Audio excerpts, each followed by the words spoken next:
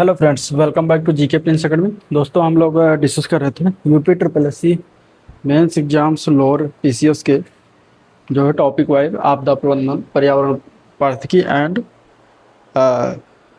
Science and technology. ठीक है, तो उसमें साइंस टेक्नोलॉजी का जो है टॉपिक हो चुका था। इसके अलावा पर्यावरण आपदन पर्यावरण और जो है पारिस्थितिकी से संबंधित टॉपिक पॉइंट टू पॉइंट हो चुका है। तो आज हम इसमें बेसिकली बात करेंगे आपदा प्रबंधन से संबंधित कुछ, क्योंकि टॉपिक बहुत बड़ा है और इस बुक में काफ़ी सारा दिया हुआ है। तो कुछ इम्पोर्टेंट फैक्ट हैं 2025-26 के परिप्रेक्ष्य में, तो उनको हम आपदा प्रबंधन से रिलेटेड देखने वाले हैं। ठीक है, बूस्टर सीरीज है। तो चलिए स्टार्ट करते हैं इस वीडियो को। और अगर आप लोगों ने पिछला वीडियो नहीं देखा है, जैसे कि साइंस एंड टेक्नोलॉजी का, पर्यावरण प्रदूषण का, तो ज़रूर देखिएगा, आपके एग्जाम्स के लिए बहुत ही हेल्पफुल होगा। ठीक है, यहाँ आज हम शुरुआत करने वाले राष्ट्रीय एवं राज्य आपदा जोखिम प्रबंधन कोष के कुछ प्रमुख फैक्ट 2025-26 के परिप्रेक्ष्य में। ठीक है, और अगर आप लोग चैनल को सब्सक्राइब नहीं किया तो सब्सक्राइब करिएगा, साथ ही साथ वीडियो को भी लाइक करते चलेगा। ठीक है, तो राज्य एवं आपदा राष्ट्रीय एवं राज्य आपदा जोखिम प्रबंधन कोष प्रमुख फैक्ट। अब पॉइंट टू पॉइंट चीज़ें इसमें दी गई हैं, तो हम ऐसे ही बात करते चलेंगे पॉइंट टू पॉइंट। जैसे दिया गया है कि राष्ट्रीय आपदा न्यूनीकरण कोष यानी कि एनडीएमएफ का गठन कब हुआ, तो 5 फरवरी 2021 को इसको किया गया था। 15वां वित्त आयोग ने पहली बार राष्ट्रीय एवं राज्य स्तर पर आपदा जोखिम न्यूनीकरण हेतु पृथक वित्तीय आवंटन की सिफारिश की। वित्त आयोग अवधि 2021 से लेकर 2026 के लिए एनडीआरएमएफ हेतु 68,463 करोड़ रुपए और एसडीआरएमएफ हेतु जो है 1,60,153 करोड़ रुपए आवंटन की सिफारिश किया गया है। तो ये याद रखिएगा चीज़ें। इसके अलावा एसडीआरएमएफ के कुल आवंटन का 80% राज्य आपदा प्रतिक्रिया कोष एसडीआरएफ और 20% जो है राज्य आपदा न्यूनीकरण कोष यानी एसडीएमएफ के लिए निर्धारित है। एनडीआरएमएफ के कुल आवंटन का 80% जो है राष्ट्रीय आपदा प्रतिक्रिया कोष और इसके अलावा 20% जो है राष्ट्रीय आपदा न्यूनीकरण कोष के लिए जो है निर्धारित। तो 80-20 दोनों में चीज़ें लागू हो जाती हैं। एसडीआरएफ में केंद्र और राज्य अंशदान सामान्यतः सामान्य राज्यों के लिए 75:25 का है, पूर्वोत्तर एवं हिमालयी राज्यों के लिए 90:10 का होता है रेशियो। एनडीआरएफ का वित्त पोषण पूर्णतः केंद्र सरकार द्वारा किया जाता है। ठीक है, अब 18 मार्च 2025 को उत्तर प्रदेश को एसडीआरएफ के तहत जो है कुछ आवंटित राशि, जैसे कि वित्तीय वर्ष 2024-25 में उत्तर प्रदेश के लिए राज्य आपदा मोचन कोष के अंतर्गत कुल 2,388 करोड़ रुपए का आवंटन किया गया। इसमें केंद्र सरकार का अंश था 1,791.2 करोड़ और राज्य सरकार का अंश था 596.8 करोड़। ठीक है, केंद्र सरकार द्वारा एसडीआरएफ की प्रथम किस्त के रूप में 1748.4 करोड़ रुपए जारी कर दिया गया है। शहरी आपदा प्रबंधन प्राधिकरण, शहरी आपदा प्रबंधन प्राधिकरण की बात करें यानी कि यूडीएमए, ये धारा 41A में जोड़ा गया है। धारा 41A के तहत इसको जोड़ा गया, तो ये पॉइंट याद रखिएगा। ठीक है, राज्य सरकारों को राज्य की राजधानी तथा नगर निगम वाले सभी शहरों में अर्बन डिजास्टर मैनेजमेंट अथॉरिटी यूडीएमए गठित करना अनिवार्य कर दिया गया है। अपवाद के स्वरूप में दिल्ली में जो है ये लागू नहीं है। ठीक है, इसके अलावा दिल्ली और चंडीगढ़ दोनों जो है अपवाद स्वरूप हैं, इसमें जो है नहीं, अनिवार्य नहीं है। चलिए, उद्देश्य क्या क्या होंगे इसके। उद्देश्य में इसमें है शहरी आपदाओं का प्रबंधन करना, जो शहरी आपदाएं हैं उनका प्रबंधन करना, नियोजन करना। ठीक है, बाढ़ है, लू यानी कि हीट वेव है, जैसी शहरी जो विशिष्ट आपदाएं पर ध्यान देना, शहरी योजना एवं उसके कार्यान्वयन का समन्वय करना। तो ये 3 उद्देश्य हैं इसके, मुख्य रूप से याद रखिएगा। अब तक केवल कर्नाटक प्रथम राज्य है, इसने बृहत बेंगलुरु महानगर पालिका के लिए जो है यूडीएमए गठित किया है। तो ये भी चीज़ें याद रखिएगा, इंपॉर्टेंट पॉइंट है। ठीक है, अब भारत की वैश्विक पहल डिजास्टर मैनेजमेंट, पहला है CDRI, इसका पूरा नाम क्या है, coalition for disaster resilient infrastructure, CDRI। तो ये जितने शॉर्ट फॉर्म है इसको भी आपको ध्यान में रखना है, क्योंकि क्वेश्चन इसी से बन जाता है कि इसका फुल फॉर्म क्या है। कि आप जैसे CDRI है तो CDRI में D का अर्थ क्या है या फिर R का अर्थ क्या है, इस तरीके से क्वेश्चन बनता है। ठीक है, तो आपको ये चीज़ें ध्यान रखनी है और तैयार रखनी है। चलिए, इसका शुभारंभ कब हुआ? तो 23 सितंबर 2019 को हुआ। संयुक्त राष्ट्र जलवायु कार्रवाई शिखर सम्मेलन ये न्यूयॉर्क के तहत आता है। प्रधानमंत्री के द्वारा इसका शुभारंभ किया गया। ठीक है, इसमें टोटल सदस्य देशों की संख्या तो 53 देश हैं इसमें, और 12 अंतर्राष्ट्रीय संगठन इससे जुड़े हुए हैं। प्रमुख मानवीय सहायता अभियान की बात करेंगे तो 2 अभियान याद रखिएगा इसमें, ऑपरेशन दोस्त और ऑपरेशन ब्रह्मा। ऑपरेशन दोस्त जो है ये तुर्की एवं सीरिया में जो हुआ था उसमें चलाया गया था भारत के द्वारा, और ऑपरेशन ब्रह्मा जो है म्यांमार में चलाया गया था। ठीक है, म्यांमार से रिलेटेड है। पीआईबी तिथि अगर बात करें 16 दिसंबर 2025 में, तो इसमें उच्च स्तरीय समिति ने 507.37 करोड़ की मंजूरी दी। समिति के अध्यक्ष थे केंद्रीय गृह मंत्री अमित शाह। राष्ट्रीय आपदा शमन कोष की शुरुआत हुई 2021 में। परियोजना 20 राज्यों के 81 आपदा प्रवण जिलों को कवर करेगी। ठीक है, 20 ग्राम पंचायतों को प्रमुख आपदाओं पर आधारित मॉडल पंचायत के रूप में विकसित किया जाएगा।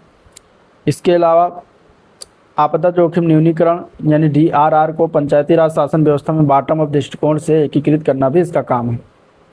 अब कुछ वित्तीय वर्ष 2025-26 में कुछ चीज़ें जारी की गई हैं कोष, तो वो याद रखिएगा। जैसे कि SDRF के लिए 16,118 करोड़ रुपए 28 राज्यों को दिया गया। NDRF के लिए जारी किया गया 2,854.18 करोड़ 18 राज्यों को प्रदान किया गया।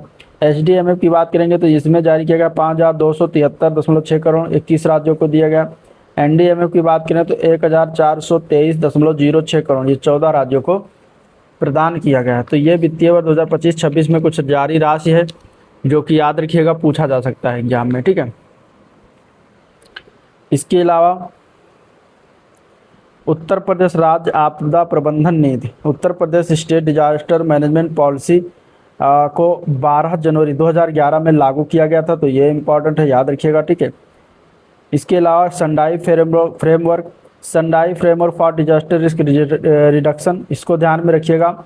ये 2015 से 2030 के लिए जो है लागू किया गया है। ठीक है, तो ये ध्यान में रखिएगा। सेंडाई फ्रेमवर्क ये आपदा प्रबंधन से संबंधित है, जो कि जापान का एक सेंडाई शहर है जहाँ पे ये चीज़ें हुई थी जो है, तो उसी के नाम से सेंडाई फ्रेमवर्क को जो है कर दिया गया है, ये नाम रखा गया सेंडाई। ठीक है, और ये जो सेंडाई है ये ह्यूगो फ्रेमवर्क फॉर कोएक्शन जो आया था 2005 से 2015 तक, तो उसी का ये जो है जगह पर सेंडाई फ्रेमवर्क आया, जो कि 18 मार्च, इसके बारे में जान लीजिए। 18 मार्च 2015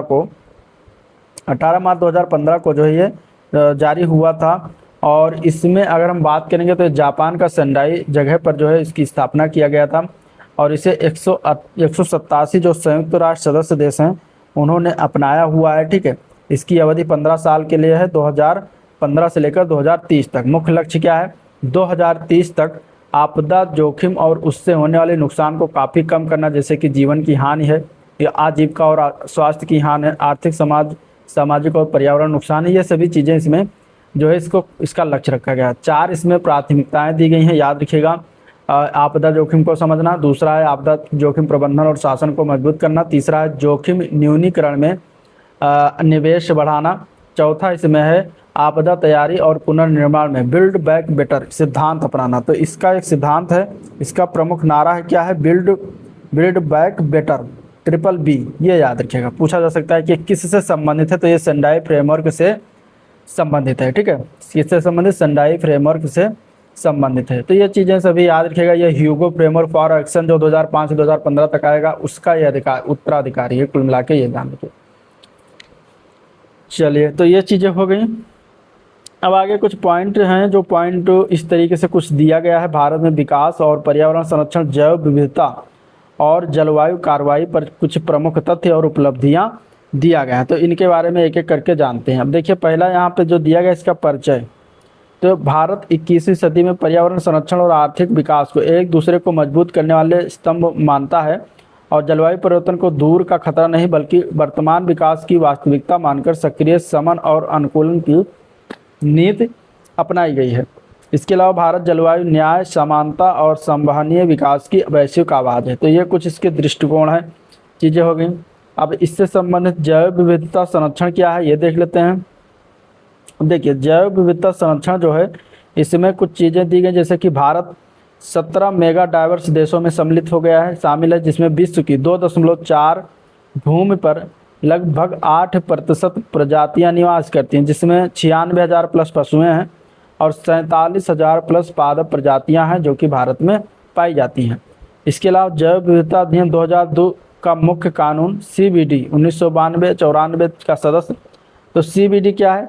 CBD की अगर बात करते हैं CBD, ठीक है, तो ये क्या चीज़ें हैं? तो ये है कन्वेंशन ऑन बायोलॉजिकल डाइवर्सिटी, इसका फुल फॉर्म है, ठीक है, कन्वेंशन ऑन बायोलॉजिकल डाइवर्सिटी, ठीक है, डाइवर्सिटी इसका क्या है? फुल फॉर्म है। ये होता है CBD, यानी कि जैव विविधता पर कन्वेंशन CBD कहा जाएगा, जो कि ये जैविक विविधता के संरक्षण उसके सतत उपयोग से जुड़ी एक प्रमुख अंतर्राष्ट्रीय संधि है, ठीक है। इसमें अगर हम बात करेंगे तो संयुक्त राष्ट्र सम्मेलन जो रियो पृथ्वी शिखर सम्मेलन हुआ था उसके दौरान 5 जून 1992 को जो है क्या हुआ, इसमें हस्ताक्षर के लिए खोला गया था और 29 दिसंबर 1993 को ये लागू हुआ, ठीक है। CBD के 3 मुख्य उद्देश्य जिसमें जैविक विविधता का संरक्षण करना, घटकों का सतत उपयोग करना, लाभों का निष्पक्ष और न्याय संगत बंटवारा करना। इसके अंतर्गत अगर हम बात करेंगे तो इसमें कार्टाजेना प्रोटोकॉल आता है जो 2000 में हुआ, ठीक है। इसके अलावा नागोया प्रोटोकॉल भी इसी के अंतर्गत आता है। तो 2 मुख्य प्रोटोकॉल हैं जो CBD के अंतर्गत आते हैं। आगे देखें तो राष्ट्रीय जैव विविधता रणनीति और कार्य योजना जो चला 2024 से 2030 तक बनाया गया है, ठीक है। अब इसमें क्या चीज़ें हैं? COP16 जो कोलंबिया के कैली शहर में 2024 में लॉन्च किया गया। अब COP16 की बात करेंगे तो ये CBD का COP16 है, यानी कॉन्फ्रेंस ऑफ पार्टी। COP मतलब कॉन्फ्रेंस ऑफ पार्टी, जो कि ये 16वां हुआ था, 16वीं बैठक हुई थी CBD की जैव विविधता संरक्षण के इतिहास में। तो ये हुआ था कोलंबिया का शहर कैली में, ठीक है, 2024 21 अक्टूबर से 1 नवंबर 2024 के मध्य हुआ था। इसके कुछ सत्र जो है बाद में फरवरी 2025 में रोम में आयोजन हुआ था, ठीक है। कुछ चीज़ें रह गई थी जो रोम में फरवरी 25 में आयोजन हुआ। अब COP16 की बात करेंगे तो इसमें लक्ष्य क्या रखा गया था? 2030 तक जैव विविधता की हानि को रोकना, 2050 तक प्रकृति के साथ सामंजस्य रखना, ठीक है। तो ये 2 चीज़ें इसमें रखी गई थी, काम की चीज़ें हैं जो आपको ध्यान में रखना है। और 23 मंत्रालय और हितधारकों के साथ पूरी सरकार, पूरे समाज का दृष्टिकोण इसमें बनाया गया। कुनमिंग मॉन्ट्रियल फ्रेमवर्क के अनुरूप है। कुनमिंग मॉन्ट्रियल जो है फ्रेमवर्क।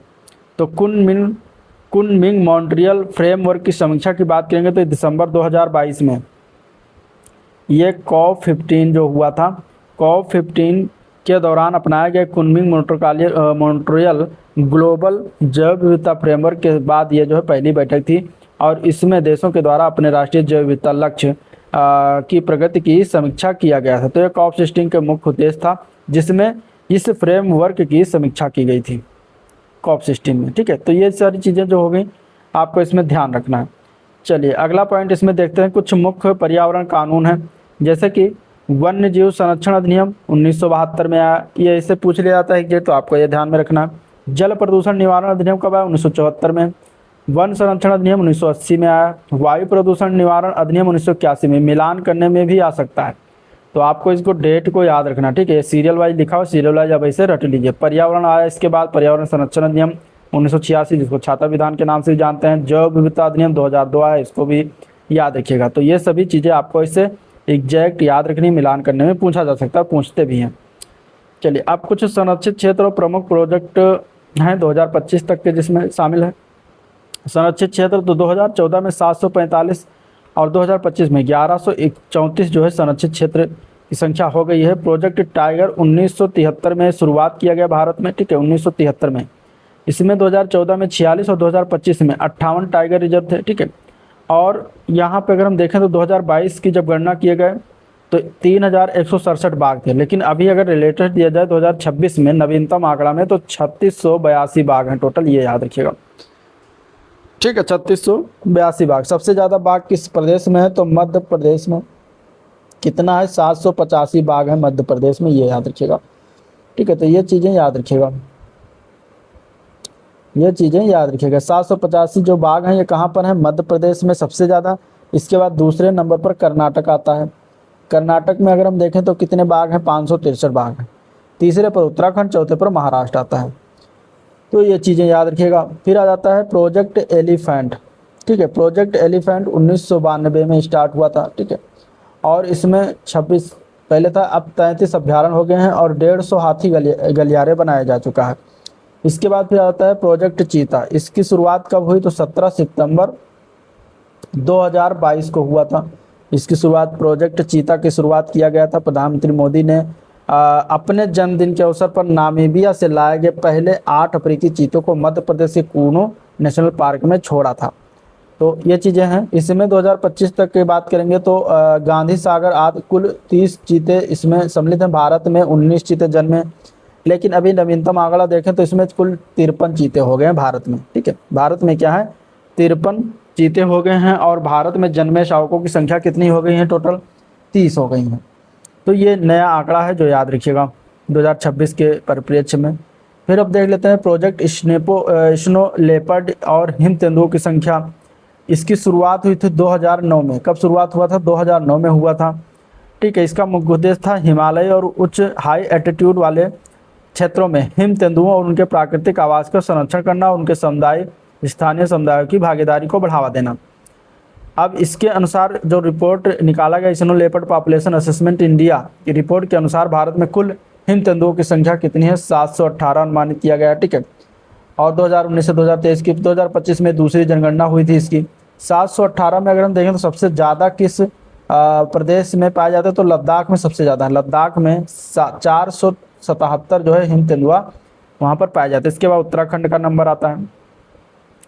तो ये चीज़ें होगी। फिर आते हैं प्रोजेक्ट डॉल्फिन। प्रोजेक्ट डॉल्फिन की बात करेंगे तो ये शुरुआत कब किया गया? तो 15 अगस्त 2020 को शुरुआत किया गया था प्रोजेक्ट डॉल्फिन, जो कि ये भी प्रधानमंत्री मोदी के द्वारा स्वतंत्रता दिवस के अवसर पर इसकी घोषणा किया गया था, ठीक है।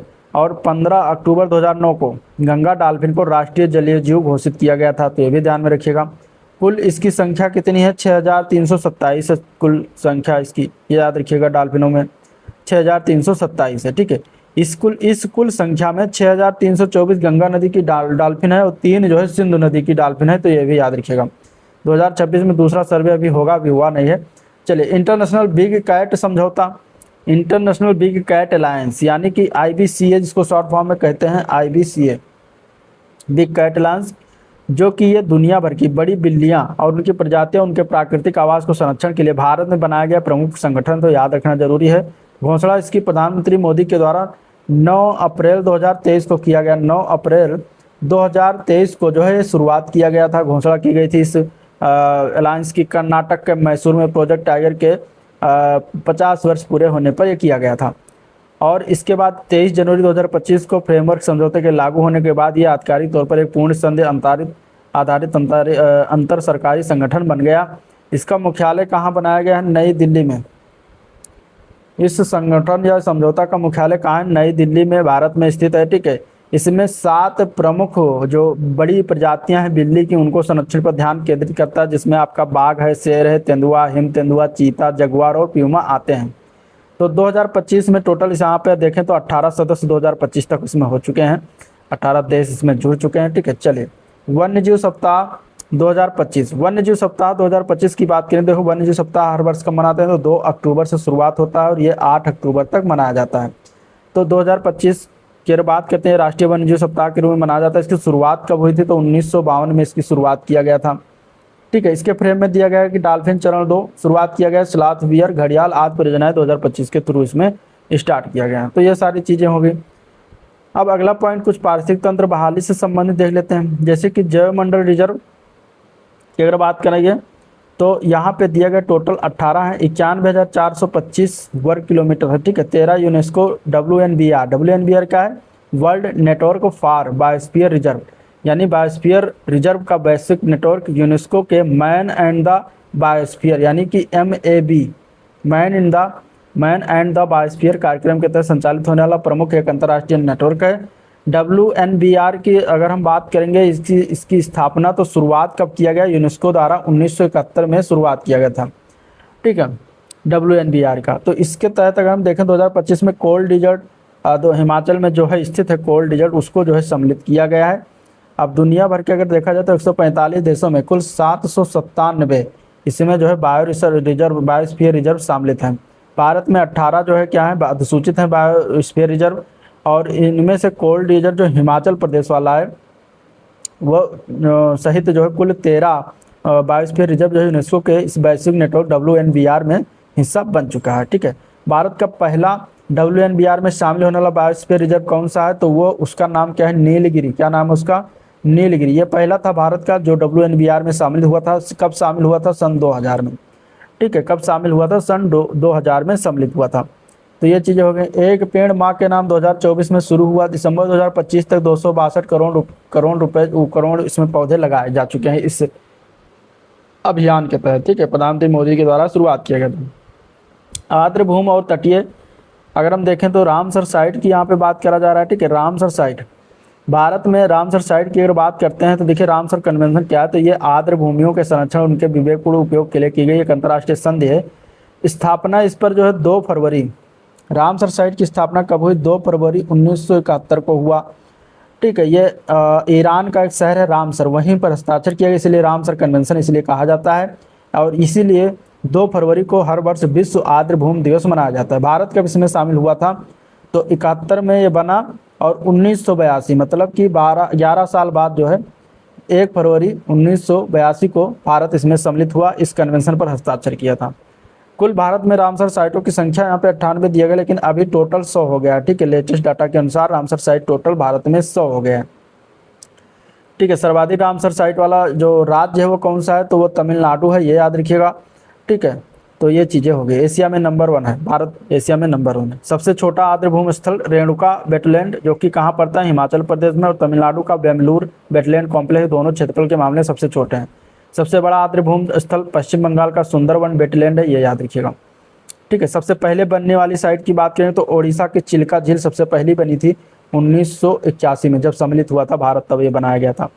और इसके अलावा राजस्थान का केवलादेव राष्ट्रीय उद्यान, ये दोनों जो है पहली रामसर वेबसाइट है जो बनाई गई थी, तो ये याद रखिएगा। ठीक है, चलिए इसके बाद मिष्टी योजना। मिष्टी योजना से तो लेखपाल में भी क्वेश्चन पूछा गया है। मिष्टी योजना की बात करेंगे तो इसका पूरा नाम मिष्टी का क्या है, मिष्टी का पूरा नाम याद रखिएगा। मिष्टी का है mangrove initiative for shoreline habitat and tangible incomes, इसी का एक फुल फॉर्म पूछ लिया गया था। ठीक है, mangrove initiative for shoreline habitat and tangible incomes है, जो कि ये क्या है, देश के तटीय क्षेत्रों में मैंग्रोव वनों के संरक्षण और संवर्धन से जुड़ी एक महत्वपूर्ण योजना है। इसकी शुरुआत 2023-24 में हुआ। ठीक है, 2023-24 में बजट के दौरान इसकी घोषणा किया गया था, जो कि 5 जून 2023 को इसको लॉन्च किया गया था। 5 जून को क्या मनाते हैं, विश्व पर्यावरण दिवस। विश्व पर्यावरण दिवस, ये पर्यावरण वन जलवायु मंत्रालय के अंतर्गत आता है, तो ये ध्यान में रखिएगा। ठीक है, चलिए अब यहाँ पे 2025 में 4536 हेक्टेयर बहाली किया गया, 22500 हेक्टेयर इसमें चिन्हित किया गया है। राष्ट्रीय तटीय मिशन की बात करते हैं तो ये क्या है, 2025 से 31 तक इसको बढ़ाया गया, 767 करोड़ इसका 2025-26 में इसमें आवंटन किया गया है। ठीक है, और राष्ट्रीय तटीय मिशन की बात करेंगे तो इसकी शुरुआत हुई थी जुलाई 2014 में। चलिए ब्लू फ्लैग बीच जो दिया गया, इसमें 18 तटीय स्थल प्रमाणित हैं, ये भी ध्यान में रखिएगा। चलिए जलवायु कार्रवाई और ऊर्जा संक्रमण की बात करते हैं। यहाँ पे NAPCC 8+ मिशन इसमें सम्मिलित हैं। सौर ऊर्जा दक्षता, हरित भारत आदि से रिलेटेड है। NAPCC क्या है, नेशनल एक्शन फॉर, ठीक है, national action plan on climate change.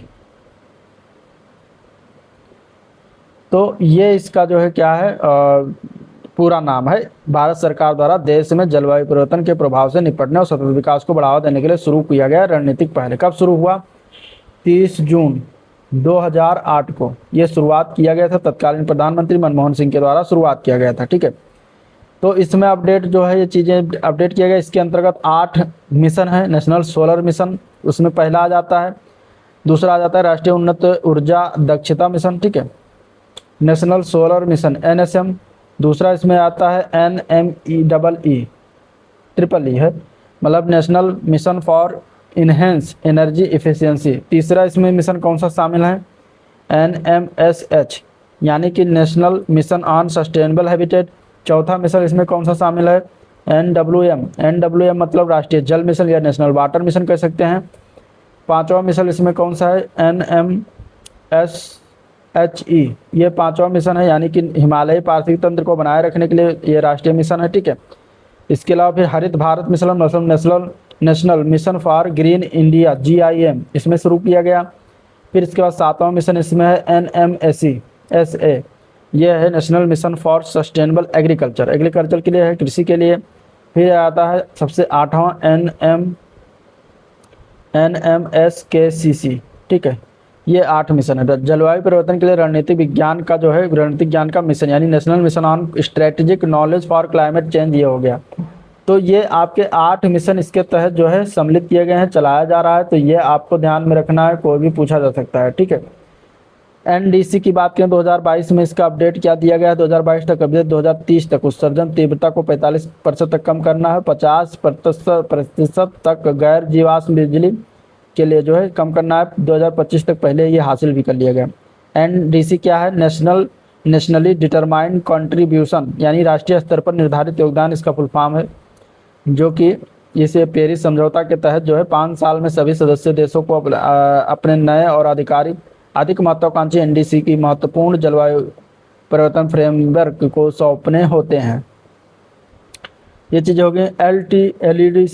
LTLETS 2070 तक नेट जीरो इसमें अपनाया गया। LTLETS क्या है, लॉन्ग टर्म लो green house gas emission development strategy, इसका फुल फॉर्म है, जो कि ये पेरिस समझौता के तहत जो है इसको अपनाने जाने वाली दीर्घकालिक योजना है। इसमें मुख्य बात की बात करेंगे तो COP27 जो हुआ था, ठीक है, COP27 जो हुआ कहाँ पे, शर्म अल शेख में नवंबर 2022 में मिस्र में आयोजित हुआ था। उसके दौरान संयुक्त राष्ट्र जलवायु परिवर्तन फ्रेमवर्क को सौंपी गई थी, ठीक है। इसमें नेट जीरो गोल रखा गया। इस रणनीति का क्या है, 2070 तक नेट जीरो यानी शून्य कार्बन उत्सर्जन के लक्ष्य को प्राप्त करना इसका मेन जो है उद्देश्य है, ये ध्यान रखिएगा। राष्ट्रीय हरित हाइड्रोजन मिशन, ये 2030 तक इसमें 5 MMT उत्पादन का लक्ष्य इसमें रखा गया है, ठीक है। इसके बाद स्वच्छ ऊर्जा उपलब्धियां 31 जनवरी 2026 तक देखें तो कुल स्थापित क्षमता तो 5,20,511 मेगावाट क्षमता है। गैर जीवाश्म क्षमता इसमें 2,71,969 मेगावाट यानी 52% आता है, और नवीकरणीय क्षमता में 2,63,189 मेगावाट यानी कि 50%, 50.6% इसकी क्षमता आती है। तो तीनों डाटा याद रखिएगा। चलिए अगला है मिशन लाइफ और प्रदूषण नियंत्रण। मिशन लाइफ जो है 2025 तक, दिसंबर 2025 तक 6 करोड़ प्लस लोग और 34 लाख प्लस कार्यक्रम, 4.96 करोड़ लोग जो है संकल्प लिया गया है। स्वच्छ वायु कार्यक्रम के तहत 130 शहरों में सुधार हुआ है। कई शहरों में PM10 में 20 से 40% की कमी आई। फ्लाई ऐश उपयोग में 2024-25 में 340 मिलियन टन उत्पन्न हुआ, ठीक है। इसमें 332.63 मिलियन टन का उपयोग किया गया, लगभग 97% प्लस के तहत। रिसाइकलिंग की बात करेंगे इसमें तो प्लांट 829 थे रिसाइकलिंग प्लांट 2019-20 में, इसमें 3,336 हो गए 2024-25 में, ठीक है। EPR विस्तारित उत्पादक जिम्मेदारी, इसमें प्लास्टिक की कचरा आज दिसंबर 2025 तक बड़े पैमाने पर रिसाइकलिंग किया गया, ठीक है। साथ ही साथ अंतर्राष्ट्रीय भूमिका से रिलेटेड अगर देखें तो ISA विश्व एक सूर्य एक ग्रिड का नेतृत्व करता है, ISA, ठीक है। ISA क्या है, इंटरनेशनल सोलर अलायंस, इसका फुल फॉर्म है, जो कि सौर ऊर्जा के उपयोग को बढ़ावा देने के लिए जो है इसको अंतर्राष्ट्रीय कार्यक्रम है, जिसको अंतर्राष्ट्रीय संगठन है, इसको शुरुआत किया गया था। इसकी शुरुआत प्रधानमंत्री मोदी और फ्रांस के तत्कालीन राष्ट्रपति से फ्रांसवा ओलांद, उनके संयुक्त रूप से 30 नवंबर 2015 को ये पेरिस में आयोजित हुआ था।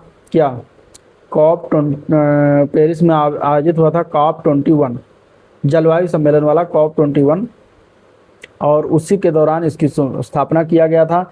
इसका मुख्यालय कहाँ बनाया गया, इसका सचिवालय जो है स्थायी सचिवालय गुरुग्राम में बनाया गया। गुरुग्राम में बनाया गया, हरियाणा में पड़ता है, ठीक है, स्थित है। भारत में मुख्यालय वाला पहला अंतर्राष्ट्रीय अंतर सरकारी संगठन है ये, तो ये ध्यान में रखिएगा, इंपॉर्टेंट हो जाता है। इसका लक्ष्य रखा गया 2030 तक सौर ऊर्जा के क्षेत्र में $1 ट्रिलियन से अधिक का निवेश जुटाना इसका लक्ष्य है, ठीक है। इसमें टोटल 120 प्लस देश जो है हस्ताक्षरकर्ता हो गए हैं। फिर मॉन्ट्रियल प्रोटोकॉल के तहत HFC यानी हाइड्रोक्लोरोफ्लोरोकार्बन की कटौती किया गया। मॉन्ट्रियल प्रोटोकॉल जो ओजोन परत को नुकसान पहुंचाने वाले पदार्थों के संरक्षण से जुड़ी दुनिया की सबसे सफल और महत्वपूर्ण अंतर्राष्ट्रीय पर्यावरण संधि है। इसमें ओजोन परत का क्षरण जो करने वाले हैं, जैसे कि ओजोन डिप्लेटिंग सब्सटेंस क्लोरोफ्लोरोकार्बन हो गया, ठीक है, कार्बन टेट्राक्लोराइड हो गया, इसके उत्पादन और उपयोग को चरणबद्ध तरीके से समाप्त करना इसका लक्ष्य है। शुरुआत कब हुआ, हस्ताक्षर इस पर हुआ 16 सितंबर 1987 को, ये शुरुआत हुआ। हस्ताक्षर, ये शहर कहाँ, मॉन्ट्रियल शहर, कनाडा का शहर है मॉन्ट्रियल, वहाँ पे अपनाया गया था। ये लागू कब हुआ, तो 1989 में लागू हुआ था। ठीक है, 1989 में 1 जनवरी को लागू हुआ था, और इसीलिए 16 सितंबर को मॉन्ट्रियल प्रोटोकॉल की याद में विश्व ओजोन दिवस मनाया जाता है। ठीक है, तो ये चीज़ें याद रखिएगा। फिर आता है COP30 2025 में आयोजन हुआ। इसमें जलवायु वित्त और प्रौद्योगिकी हस्ताक्षर पर जो है जोर दिया गया। और COP30 2025 की बात करें तो संयुक्त राष्ट्र जलवायु परिवर्तन सम्मेलन का जलवायु कूटनीति है। ठीक है, आयोजन कहाँ हुआ था, ये बेलेम में हुआ था। बेलेम, बेलेम कहाँ है भैया, ब्राज़ील में। ब्राज़ील के बेलेम में इसका आयोजन हुआ था 10 से 21 नवंबर 2025 के मध्य। तो ये चीज़ें याद रखिएगा। इसके अलावा COP31 कब होगा, COP31 2026 में कहाँ पर होगा, तो तुर्की के अंतालिया शहर में होगा। ठीक है, कब होगा, वही 9 नवंबर से 20 नवंबर 2026 को होने वाला है। ठीक है, तो ये सारी चीज़ें हो गई, संकल्पित भारत, हरित भारत, समृद्ध भारत। अब अगला पॉइंट हम देखते हैं। अगला पॉइंट है भारत आपदा प्रबंधन के लिए समन कोष और प्रतिक्रिया कोष को अलग अलग स्थापित करने की सिफारिश किस वित्त आयोग ने किया है, तो वह है 15वें वित्त आयोग। ठीक है, इसके द्वारा सिफारिश किया गया है कि समन कोष और प्रतिक्रिया कोष यानी मिटिगेशन फंड और इसके अलावा रिस्पांस फंड, ये दोनों को अलग अलग कर दिया जाए। फिर है CBDRM, community based disaster risk management, अर्थात सामुदायिक आधारित आपदा जोखिम प्रबंधन समुदाय को केंद्र में रखता है। इसका मूल सिद्धांत है कि समुदाय ही आपदा का पहला उत्तरदाता होता है। भारत की कौन सी उपग्रह आधारित नेविगेशन प्रणाली मछुआरों को समुद्र में आपदा संबंधी चेतावनियां प्रदान करने में सहायता देती है, तो वो है Gagan GPS। Gagan GPS aided geo augmented navigation विकसित किया गया। इसके लिए याद रखिएगा एयरपोर्ट अथॉरिटी ऑफ इंडिया एवं Indian Space Research Organisation ISRO द्वारा। इसका प्रकार किस प्रकार का है, तो सैटेलाइट बेस्ड ऑगमेंटेशन सिस्टम जो है प्रकार का है, जो कि गगन इस्तेमाल किया जाता है। तो ये किसके लिए इस्तेमाल किया जाता है, बेसिकली इसको आपको ध्यान में रखना है। ठीक है, ये चीज़ें आपको ध्यान में रखनी है। तो ये हो गया। इसके बाद यहाँ पे अगर हम देखें तो कुछ प्रधानमंत्री मोदी के द्वारा आपदा जोखिम न्यूनीकरण हेतु 10 सूत्रीय एजेंडा का प्रस्तुत किया गया था। तो ये पॉइंट याद रखिएगा। 2016 में एशियाई मंत्रिस्तरीय सम्मेलन हुआ था नई दिल्ली में, तो उसमें प्रस्तुत किया गया था। ठीक है, उसमें जो है प्रस्तुत किया गया था। 10 सूत्रीय एजेंडा क्या है, तो आपदा जोखिम न्यूनीकरण को विकास योजनाओं का अभिन्न अंग बनाना, ये इसका है। इसके अलावा जोखिम मानचित्रण और जोखिम आकलन में सुधार करना, महिलाओं की नेतृत्वकारी भूमिका को बढ़ावा देना, आपदा प्रबंधन और वैश्विक स्थानीय लोग को मजबूत करना, प्रौद्योगिकी और नवाचार का अधिकतम उपयोग करना, आपदा के बाद पुनर्निर्माण में बिल्ड बैक बेटर सिद्धांत अपनाना। ये सिद्धांत किसका है, प्रमुख नारा तो सेंडाई फ्रेमवर्क का है। ठीक है, आपदा जोखिम न्यूनीकरण के लिए विशेष निवेश बढ़ाना, बीमा जोखिम हस्तांतरण तंत्र को प्रोत्साहित करना। इसके अलावा इसमें आ जाता है आपका विद्यालय, अस्पताल और अन्य महत्वपूर्ण अवसंरचना को आपदा रोधी बनाना, आपदा प्रबंधन में युवा और समुदाय की भागीदारी बढ़ाना। तो ये सभी जो है 10 सूत्रीय एजेंडा है जो 2016 में पेश किया गया था मोदी के द्वारा। ठीक है, चलिए आप देखते हैं भारत में आपदा प्रबंधन के कुछ अन्य महत्वपूर्ण तथ्य देख लेते हैं।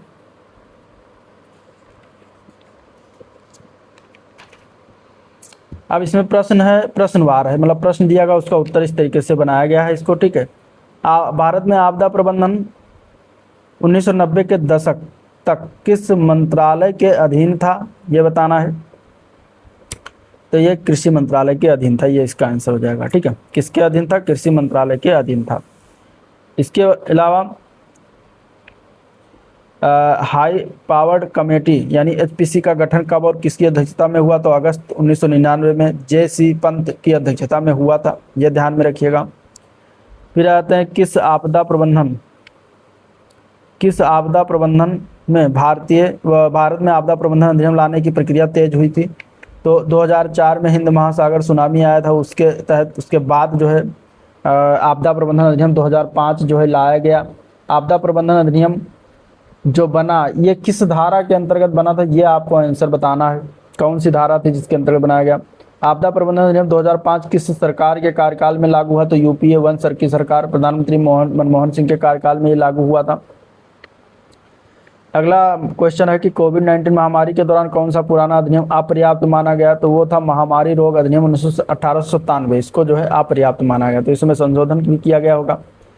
कोविड-19 लॉकडाउन का लागू करने में किस अधिनियम का प्रमुख रूप से उपयोग किया गया था? तो इसी आपदा प्रबंधन अधिनियम 2005 का ही उपयोग किया गया था।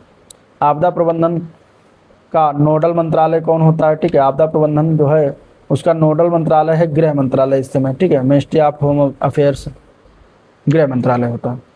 एनडीएमए यानी कि नेशनल डिजास्टर मैनेजमेंट अथॉरिटी के उपाध्यक्ष को किस स्तर का दर्जा इसमें प्राप्त होता है? तो कैबिनेट मंत्री के बराबर इसको दर्जा प्रदान किया जाता है। राष्ट्रीय आपदा प्रबंधन नीति national policy on disaster management कब जारी किया गया? तो 2009 में जारी किया गया, ये भी ध्यान में रखिएगा।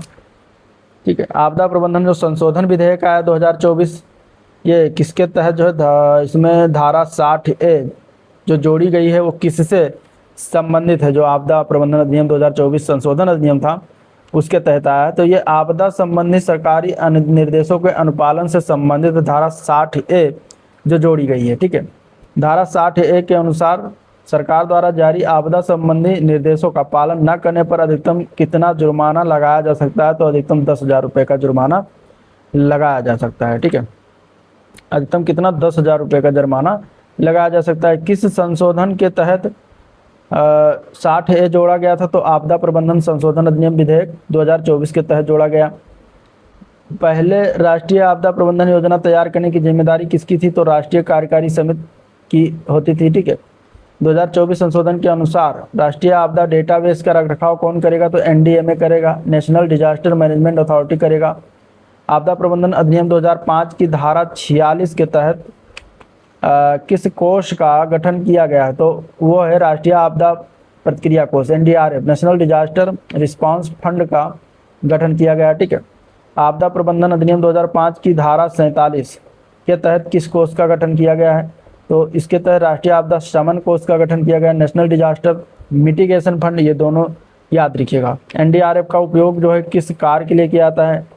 एनडीआरएफ मतलब नेशनल डिजास्टर रिस्पांस फंड का उपयोग किस कार्य के लिए करते हैं?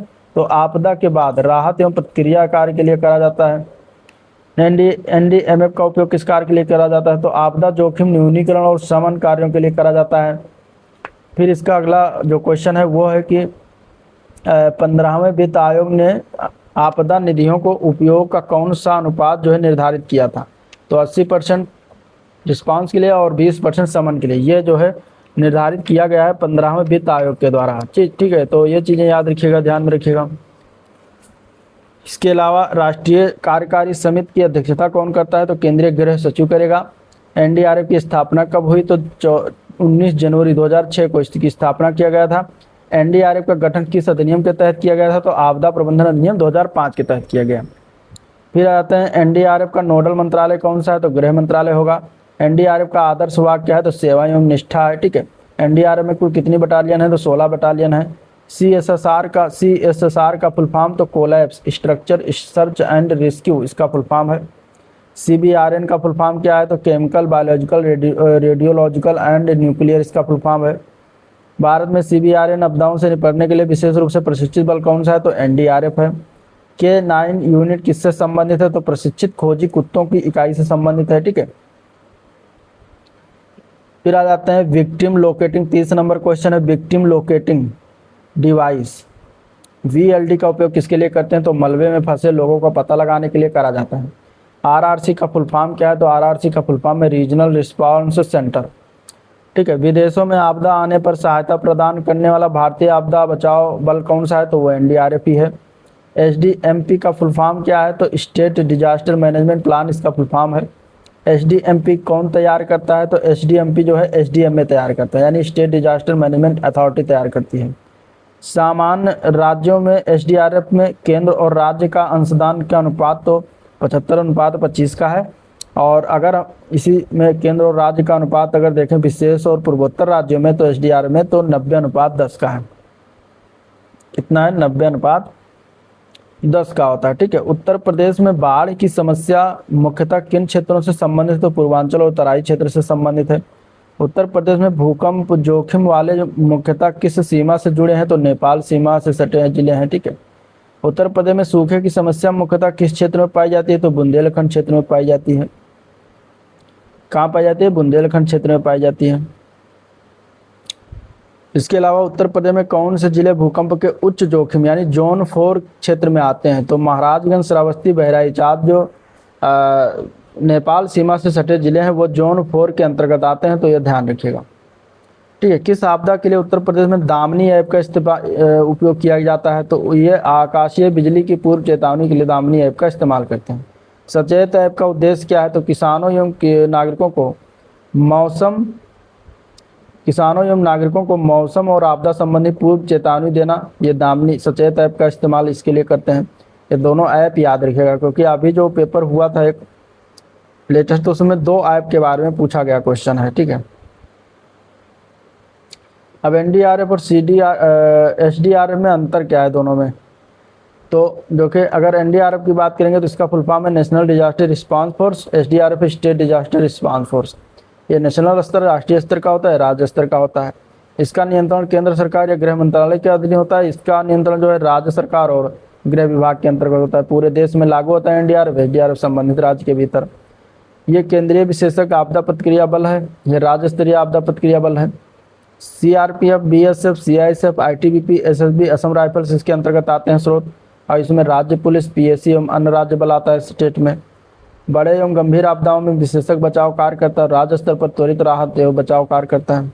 इसमें नेतृत्व आईपीएस अधिकारी रैंक करते हैं, इसमें राज्य सरकार के द्वारा निर्धारित किया जाता है। ठीक है। तो ये सारी कुछ अंतर चीज़ें हैं। अब एक एक जो आते हैं आपदा उनसे संबंधित देख लेते हैं पॉइंट टू पॉइंट चीज़ें। जैसे कि भूकंप से पॉइंट टू पॉइंट चीज़ें देख लेते हैं। पृथ्वी की सतह पर स्थित संबंधी बिंदु क्या कहलाता है? भूकंप से रिलेटेड है। ठीक है। तो उसको कहा जाता है इपी सेंटर यानी कि अधिक केंद्र। भूकंप का उद्गम केंद्र क्या कहलाता है? तो फोकस या हाइपो सेंटर कहलाता है। सबसे अधिक विनाशकारी भूकंपीय तरंग कौन सी होती है? तो एल तरंगे होती हैं। सरफेस वेव होता है जो एल तरंगे सबसे विनाशकारी होती हैं। पी वेव का माध्यम क्या है? तो ठोस, द्रव, गैस तीनों में चल सकती है। एस वेव किस माध्यम से नहीं गुजर सकती? तो द्रव माध्यम से एस वेव नहीं गुजरती है। ठीक है। आइसोसेस्मल लाइंस क्या है? तो इस समान भूकंपीय तीव्रता वाले क्षेत्र को कहा जाता है। रिक्टर स्केल का प्रत्येक अंक बढ़ने पर ऊर्जा कितनी बढ़ती है? तो लगभग 32 गुना बढ़ जाती है। भूकंप की तीव्रता किस स्केल से मापी जाती है? तो मॉडिफाइड मर्सेली स्केल से मापा जाता है। भूकंप का जो परिमाण है वो किससे मापा जाता है? तो रिचर स्केल से मापा जाता है। ठीक है। चलिए नेक्स्ट पॉइंट है सुनामी से रिलेटेड। सुनामी शब्द किस भाषा से आया है? सुनामी शब्द जो है ये जापानी भाषा से आया है। सुनामी का सबसे सामान्य कारण क्या है? तो समुद्र तलीय भूकंप आता है। ठीक है। सामान्य कारण बनता है। सोलिंग इफेक्ट क्या है? तो तट के पास सुनामी लहरों की ऊंचाई बढ़ना को सोलिंग इफेक्ट कहते हैं। भारत में सुनामी पूर्व चेतावनी केंद्र किस संस्था द्वारा संचालित है? तो इनकोइस संस्था द्वारा संचालित है। ठीक है। कौन सी संस्था है? इनकोइस।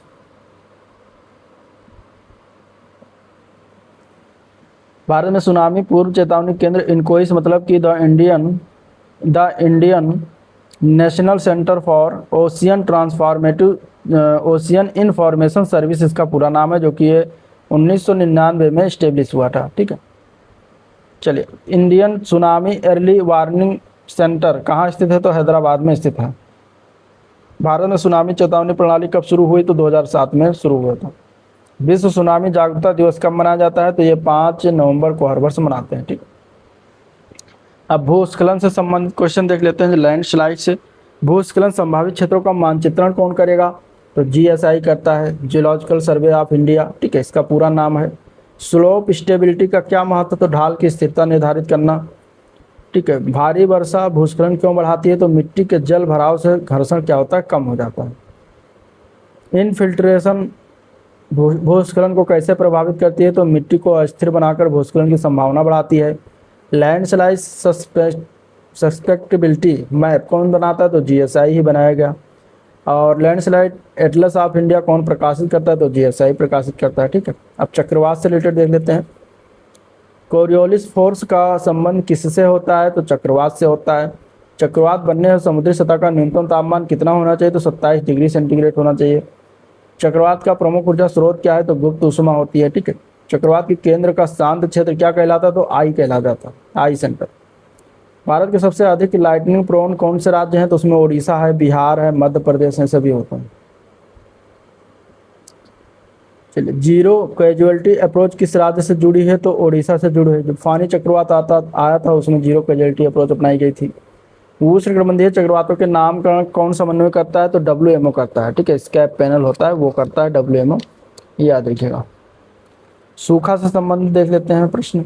भारत में सूखे का प्रमुख वैश्विक कारण क्या है? तो अल नीनो इफेक्ट जो होता है वो भारत में सूखे का प्रमुख वैश्विक कारण होता है, जो इस समय वर्तमान में 2026 में इसका इफेक्ट है।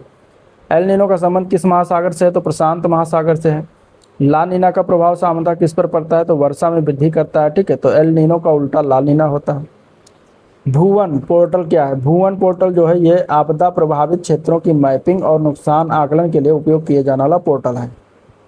भारतीय रेड क्रॉस सोसाइटी का क्या कार्य करती है? तो भारतीय रेड क्रॉस सोसाइटी आपदा के समय रक्त बैंक, राहत सामग्री और मानवीय सहायता उपलब्ध कराती है। आई फ्लोज क्या है?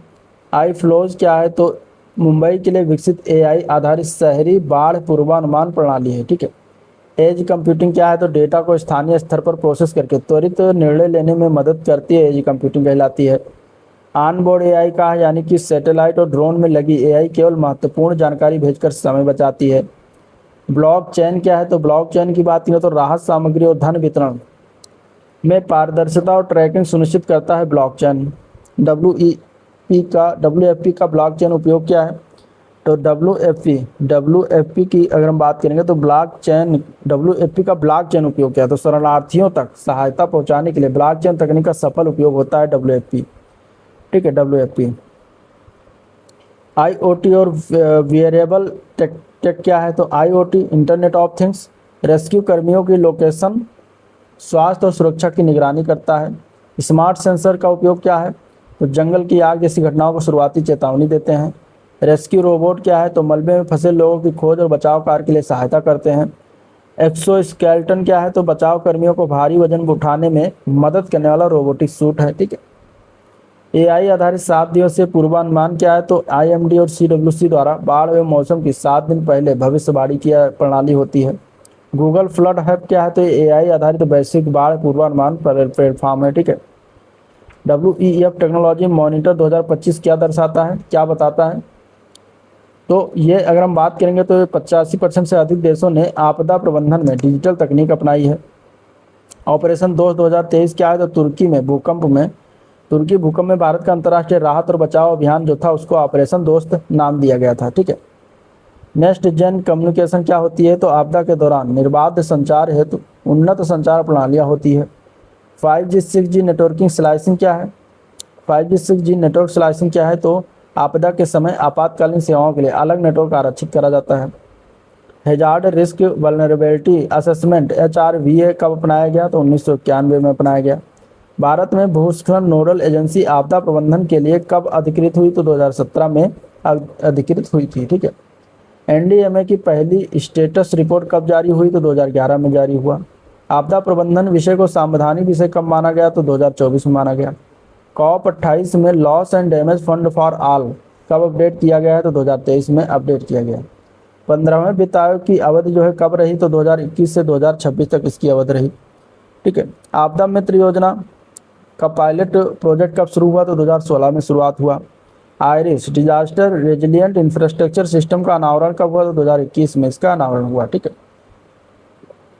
GSI द्वारा LEWS landslide early warning system कब सफल हुआ? तो 2020 में सफल हुआ था, ठीक है। यहाँ पे देखें तो UN international decade for disaster reduction ये कब घोषित हुआ? तो ये घोषित हुआ था 1990 से 99 तक, ठीक है। 1990 टू 99 के मध्य जो है घोषित हुआ था, तो इसका ये आंसर हो जाएगा। नेक्स्ट पॉइंट है याकोहामा स्ट्रेटजी कब अपनाई गई? तो 1994 में अपनाई गई थी। रेडियोलेशन सम्मेलन कब हुआ? तो 23 से 27 मई 1994 को हुआ था। नेक्स्ट पॉइंट है भारत का सुपर साइक्लोन कब आया था? भारत में सुपर साइक्लोन जो आया था वो 29 अक्टूबर 1999 को आया था। लातूर जो महाराष्ट्र में पड़ता है भूकंप कब आया लातूर में? तो 30 सितंबर 1993 को आया था। गुजरात भूकंप अंजार में कब आया? तो 1956 में आया था। भोपाल गैस त्रासदी कब हुई थी? तो ये 2-3 दिसंबर 1984 को हुआ था, भोपाल मध्य प्रदेश में। UN ने 13 अक्टूबर को आपदा जोखिम न्यूनीकरण दिवस कब घोषित किया था? तो 1989 में घोषित किया था। राष्ट्रीय आपदा प्रबंधन अधिनियम DMA डिजास्टर मैनेजमेंट एक्ट कब लागू हुआ? तो 23 दिसंबर 2005 को ये लागू हुआ था। ठीक है, चलिए NIDM को राष्ट्रीय दर्जा कब मिला? ठीक है, NIDM को राष्ट्रीय दर्जा कब मिला? तो ये मिला था 2005 में। ठीक है, NIDM को राष्ट्रीय दर्जा कब मिला? 2005 में मिला था। NIDM मतलब national institute of disaster management. ठीक है, राष्ट्रीय आपदा प्रबंधन जो एक्ट 2005 आया था उसी के तहत जो इसको दर्जा दिया गया था 2005 में। NDRF का गठन कब हुआ? NDRF का गठन कब हुआ? तो इसका गठन हुआ था 2004 में। इसका नाम पहले था NCCF। NDRF का गठन कब हुआ? 2006 में हुआ। इसका पहले नाम क्या था? NCCF था, नेशनल डिजास्टर रिस्पांस फोर्स। ठीक है, NDRF का पूर्व नाम NCCF। ये कब बदला गया? तो 2010 में बदल कर NDRF कर दिया गया। NDMA का गठन कब हुआ? NDMA का गठन की बात करेंगे तो यहाँ पे लिखा है 26 सितंबर 2006 को। NDMA इसका गठन कब हुआ? 26 सितंबर 2006 को, सॉरी 27 सितंबर 2006 को हुआ था। NDMA यानी राष्ट्रीय आपदा प्रबंधन प्राधिकरण यानी नेशनल डिजास्टर मैनेजमेंट एजेंसी। ये 27 सितंबर 2006 को इसका आपदा प्रबंधन अधिनियम 2005 के प्रावधान के तहत इसका जो है गठन हुआ था। गृह मंत्रालय के अंतर्गत कार्य करता है। मुख्यालय इसका नई दिल्ली है। प्रधानमंत्री इसके पदेन अध्यक्ष होते हैं। ठीक है, चलिए NDMA लोगो का औपचारिक रूप से कब अपनाया गया? तो NDMA लोगो को 2007 अपनाया गया था। CBRN, ठीक है, CBRN जो है CBRN दिशा निर्देश NDMA ने कब जारी किए? तो 2007 से 2009 के बीच जारी किया था। CBRN मतलब रासायनिक, केमिकल, बायोलॉजिकल, रेडियोलॉजिकल और न्यूक्लियर इसका पूरा नाम है, जो कि ये NDMA ने जारी किया था इसको 2007 से 2009 के बीच। ठीक है,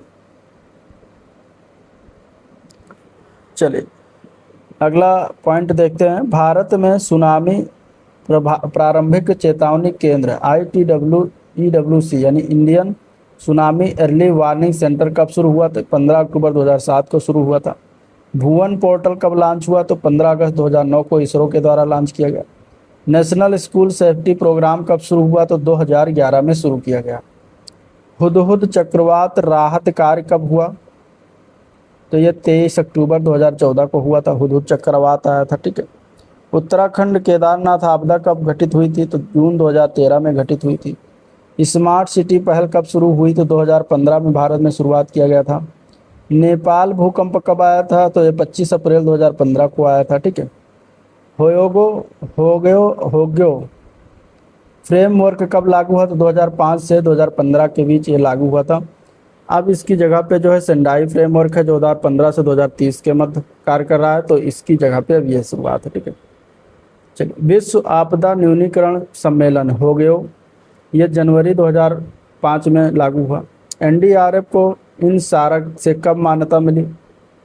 तो दिसंबर 2015 में इन सारक से मान्यता मिली थी। इन सारक, ठीक है, 2015 में दिसंबर में 2015 में इन सारक मतलब कि international search and rescue advisory group होता है इसका पूरा नाम, जिससे इस NDRF को मान्यता मिली थी 2015 में। और ये इन सड़क जो है इसकी स्थापना वर्ष 1991 में किया गया था, संयुक्त राष्ट्र के प्रस्ताव के तहत हुआ था। तो ये इन सड़क है जिसमें जो है राष्ट्रीय आपदा मोचन बल जिसको NDRF कहते हैं, इसको जो है मान्यता मिली थी। चलिए SDG कब लागू हुए? तो ये 1 जनवरी 2016 को लागू हुआ था। NDMP यानी नेशनल डिजास्टर मैनेजमेंट प्लान, ये कब जारी हुआ? तो 1 जून 2016 को जारी हुआ था। इनसैट 3DR उपग्रह जो है कब लॉन्च हुआ? तो 8 सितंबर 2016 को लॉन्च हुआ था। AMCDRR सम्मेलन कब हुआ? तो 3 नवंबर 2016 को ये हुआ था। ठीक है, वेब DCRA टूल का विकास कब पूरा हुआ? तो 2018 तो 2019 या फिर 2019-2020 के आसपास। नाविक प्रणाली को पूर्ण रूप से कब सक्रिय किया गया है? तो 2018 से सक्रिय कर दिया गया है। ये पूर्ण रूप से संचालन की तिथि इसकी थी 2018, ठीक है। NDMIS पोर्टल, NDMIS पोर्टल की बात करेंगे तो ये 2019 में शुरू हुआ था NDMIS पोर्टल, ठीक है। और ये क्या है? राष्ट्रीय आपदा प्रबंधन सूचना प्रणाली यानी कि national disaster management information system है, जो कि गृह मंत्रालय के अधीन आता है NDMIS। चलिए, CDRI coalition for disaster resilient infrastructure कब लॉन्च हुआ? तो ये 23 सितंबर 2019 को लॉन्च हुआ है। अगला है आई फ्लोज मुंबई का शुभारंभ कब हुआ? तो ये जून 2020 में शुभारंभ हुआ था, 12 जून 2020 को। और आई फ्लोज के बारे में हम आगे में भी विस्तृत उसका चर्चा करेंगे, ठीक है। यह है इंटीग्रेटेड फ्लड वार्निंग सिस्टम, तो उसके बारे में हम आगे भी चर्चा करेंगे। चलिए, आई फ्लोज का पूर्ण कार्यान्वयन तो अक्टूबर 2020 से शुरू हुआ। नाविक मैसेजिंग सेवा कब शुरू हुई? 2020 में। SDRF ने, अभी स्टेट वाला आ गया, ठीक है। इसके ने रेस्क्यू कब शुरू किया? 2018 से। कोविड-19 को आपदा कब घोषित किया गया था? 14 मार्च 2020 को घोषित किया गया था, ठीक है। अम्फान चक्रवात कब आया? तो ये मई 2020 में है, ठीक है। अम्फान चक्रवात के बारे में तो देखिए, अम्फान चक्रवात जो है, अम्फान चक्रवात मई 2020 में ये आया था, ठीक है। और ये अगर हम बात करेंगे तो बंगाल की खाड़ी में उठने वाला एक जो है बेहद भीषण और विनाशकारी उष्णकटिबंधीय चक्रवात था। बंगाल की खाड़ी में ये आया था, यहाँ वहाँ से उठा था, ठीक है। और दक्षिण पूर्व हिस्से में जो है काफ़ी इसने 20 मई 2020 को ये टकराया था सुंदरबन क्षेत्र और बांग्लादेश के तट से। चलिए, और अम्फान नाम जो है थाईलैंड ने दिया था। LG पॉलीमर्स गैस ये लीक कब हुआ? 7 मई 2020 को ये लीक हुआ था। कैप यानी कि कॉमन अलर्टिंग प्रोटोकॉल भारत में कब शुरू हुआ? 2021 में शुरू हुआ। IRIS सिस्टम का अनावरण जो है कब हुआ? तो दिसंबर 2021 में इसको अनावरण किया गया। IRIS, इसको आयरिस कह सकते हैं, आपदा प्रबंधन और मौसम विज्ञान के संदर्भ में। आयरिस मतलब infrastructure for resilient island states. ये CDRI का एक प्रमुख कार्यक्रम है। दिसंबर 2021 में इसको जो है प्रारंभ किया गया था। उत्तराखंड ग्लेशियर आपदा कब हुई? तो ये 7 फरवरी 2021 को हुआ। गूगल फ्लड हब भारत में कब सक्रिय हुआ? तो 2022 में सक्रिय हुआ था। सचेत पोर्टल की बात करेंगे तो ये सचेत पोर्टल को राष्ट्रीय स्तर पर कब जारी किया गया? 2023 या 11 मार्च 2023 में जारी हुआ। आदित्य L1 मिशन कब लॉन्च हुआ? तो ये 2 सितंबर 2023 को लॉन्च हुआ था, जो कि सूर्य से रिलेटेड है, ठीक है। अगला पॉइंट है आपदा G20 आपदा जोखिम न्यूनीकरण समूह की पहली बैठक कब हुई? तो मार्च 2023 में हुआ, गांधीनगर गुजरात में। G20 DRR समूह की पहली बैठक कब हुई? तो 2023 में हुआ। ये भारत की अध्यक्षता में हुआ था, ठीक है। DRR एक वर्किंग ग्रुप है, ठीक है। आपदा जोखिम न्यूनीकरण कार्य समूह है, तो यहाँ पे 2023 में भारत की अध्यक्षता में ये हुआ था, ठीक है। चलिए, बिपरजॉय चक्रवात कब आया? तो जून 2023 में बिपरजॉय चक्रवात आया। बिपरजॉय चक्रवात जो है ये अरब सागर में आया था, ठीक है। किसमें? अरब सागर में उठा था, बेहद गंभीर और लंबे समय तक सक्रिय रहा था, ठीक है, जून 2023 में। तो अरब सागर याद रखिएगा। इससे जो है जखो बंदरगाह एक है चक्रवात कच्छ जिले में और पाकिस्तान के कुछ तटीय जिलों के बीच ये टकराया था। बिपरजॉय जो नाम है ये बांग्लादेश के द्वारा दिया गया है, ठीक है। चलिए, मोचा चक्रवात कब आया? तो ये भी मई 2023 में आया, ठीक है। मोचा चक्रवात मई 2023 में ये बंगाल की खाड़ी में आया था, ठीक है। बंगाल की खाड़ी में उठा था और ये चक्रवात मई 2023 के दूसरे सप्ताह 9 से 14 मई के मध्य जो है आया था, जिसमें ये म्यांमार का तटीय शहर सितवे और बांग्लादेश के कुछ हिस्सों से टकराया था, ठीक है। मोचा जो नाम है ये यमन देश के द्वारा सुझाया गया था। ठीक है। मलावी फिलीपींस तूफान कब आया? तो 2023 में। Gulf glacial lake outburst flood ये जो हुआ था कब हुआ था? तो अक्टूबर 2023 में हुआ था। तमिलनाडु में मीचोंग चक्रवात की बात करेंगे तो ये कब आया? तो मीचोंग चक्रवात दिसंबर 2023 में आया था। ठीक है, कब आया? दिसंबर 2023 में आया था। अब कुछ इसमें परिभाषाएं और उससे संबंधित कुछ अवधारणाएं, कंसेप्ट है। जैसे कि रेजिलिएंट इंफ्रास्ट्रक्चर, इसका मुख्य लक्षण क्या है? तो झटका और आपदा से जल्दी उबकर पुनः सामान्य स्थिति में आ जाना, उसको कहा जाता है रेजिलिएंट इंफ्रास्ट्रक्चर। ठीक है। हीट वेव यानी इसको लू जिसको कहते हैं, लू की परिभाषा किस तापमान से मानी जाती है? तो हीट वेव जब माना जाएगा जब 40 डिग्री सेंटीग्रेड से अधिक का तापमान हो जाएगा और न्यूनतम तापमान भी यही रहेगा, तब उसको हीट वेव की परिस्थिति मानते हैं, स्थिति मानते हैं। ठीक है। नेचर बेस्ड सोल्यूशन यानी एनबीएस का उदाहरण, तो तटीय क्षेत्रों में मैंग्रोव वनीकरण द्वारा संरक्षण जो किया जाता है वो एनबीएस का उदाहरण होता है। अगले परिभाषा एसडीजी 11.5 का उद्देश्य क्या है? तो आपदाओं से होने वाली मृत्यु व आर्थिक नुकसान को कम करना इसका उद्देश्य है। ड्राई एज में रेड टैग का अर्थ क्या है? तो गंभीर, अत्यधिक गंभीर घायल जिन्हें तुरंत उपचार चाहिए उन्हें कहा जाता है रेड टैग। ब्लैक टैग क्या अर्थ क्या है? तो मृत्यु या बचने की संभावना ना के बराबर जब होती है तो उसको ब्लैक टैग का संज्ञा दिया जाता है। स्पॉन्ज सिटी का उद्देश्य क्या है? तो शहरों में जल भराव, बाढ़ को रोकना, ये सभी होता है स्पॉन्ज सिटी के उद्देश्य, जो कि ये चीन की एक अवधारणा है। COP21 में लॉस एंड डैमेज फंड का उद्देश्य क्या था? तो जलवायु आपदा से प्रभावित देशों को वित्तीय सहायता देना जो है ये इसका उद्देश्य है। रेड अलर्ट मतलब कि रेड अलर्ट का मतलब अत्यंत गंभीर आपदा चेतावनी होती है। ठीक है। येलो अलर्ट की बात करेंगे तो इसका मतलब कि सतर्क रहें, वाच करें। ऑरेंज अलर्ट है, इसका मतलब कि तैयारी रखें। ठीक है।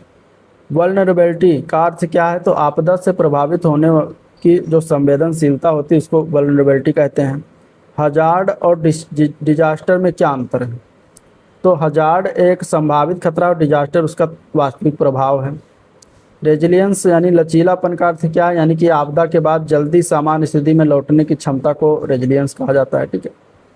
अर्ली वार्निंग सिस्टम की बात करेंगे, इसका मुख्य घटक या उद्देश्य क्या है? तो सूचना को समय पर जनता तक पहुंचाना या फिर आपदा से पहले लोगों तक चेतावनी पहुंचाना। अर्बन हीट आइलैंड प्रभाव क्या है? तो शहरों का अधिक गर्म होना, यानी ग्रामीण क्षेत्रों से अधिक शहरों का अधिक अगर गर्म है तो उसका कहते हैं कि urban heat island. Dry spell क्या है? मतलब लंबे समय तक वर्षा का अभाव होना, तो उसको ड्राई स्पेल कहा जाएगा। जूनोटिक डिजास्टर क्या है? तो जानवरों से मनुष्यों में फैलने वाला रोग जो होता है उसको जूनोटिक डिजास्टर कहते हैं। स्पेस वेदर की बात करें, इसका प्रभाव किससे होता है? तो सोलर फ्लेयर से होता है। ठीक है। बायोसीड तकनीक क्या होती है? तो प्राकृतिक अवरोध जैसे कि वनस्पति द्वारा जो सुरक्षा किया जाता है उसको बायोसीड तकनीक कहते हैं। ठीक है। चलिए नेक्स्ट पॉइंट यहाँ पे देखते हैं, स्ट्रक्चरल मिटिगेशन का उदाहरण। स्ट्रक्चरल मिटिगेशन के उदाहरण की बात करें तो भूकंप रोधी जो इमारतें होती हैं उनको स्ट्रक्चरल मिटिगेशन के उदाहरण ये आती हैं। नॉन स्ट्रक्चरल मिटिगेशन के उदाहरण में जागरूकता व आपदा शिक्षा आ जाता है। कम्युनिटी बेस्ड DRR का उद्देश्य क्या है? यानी स्थानीय लोगों की भागीदारी से आपदा जोखिम कम करना। ठीक है। कम्युनिटी बेस्ड DRR का मतलब कि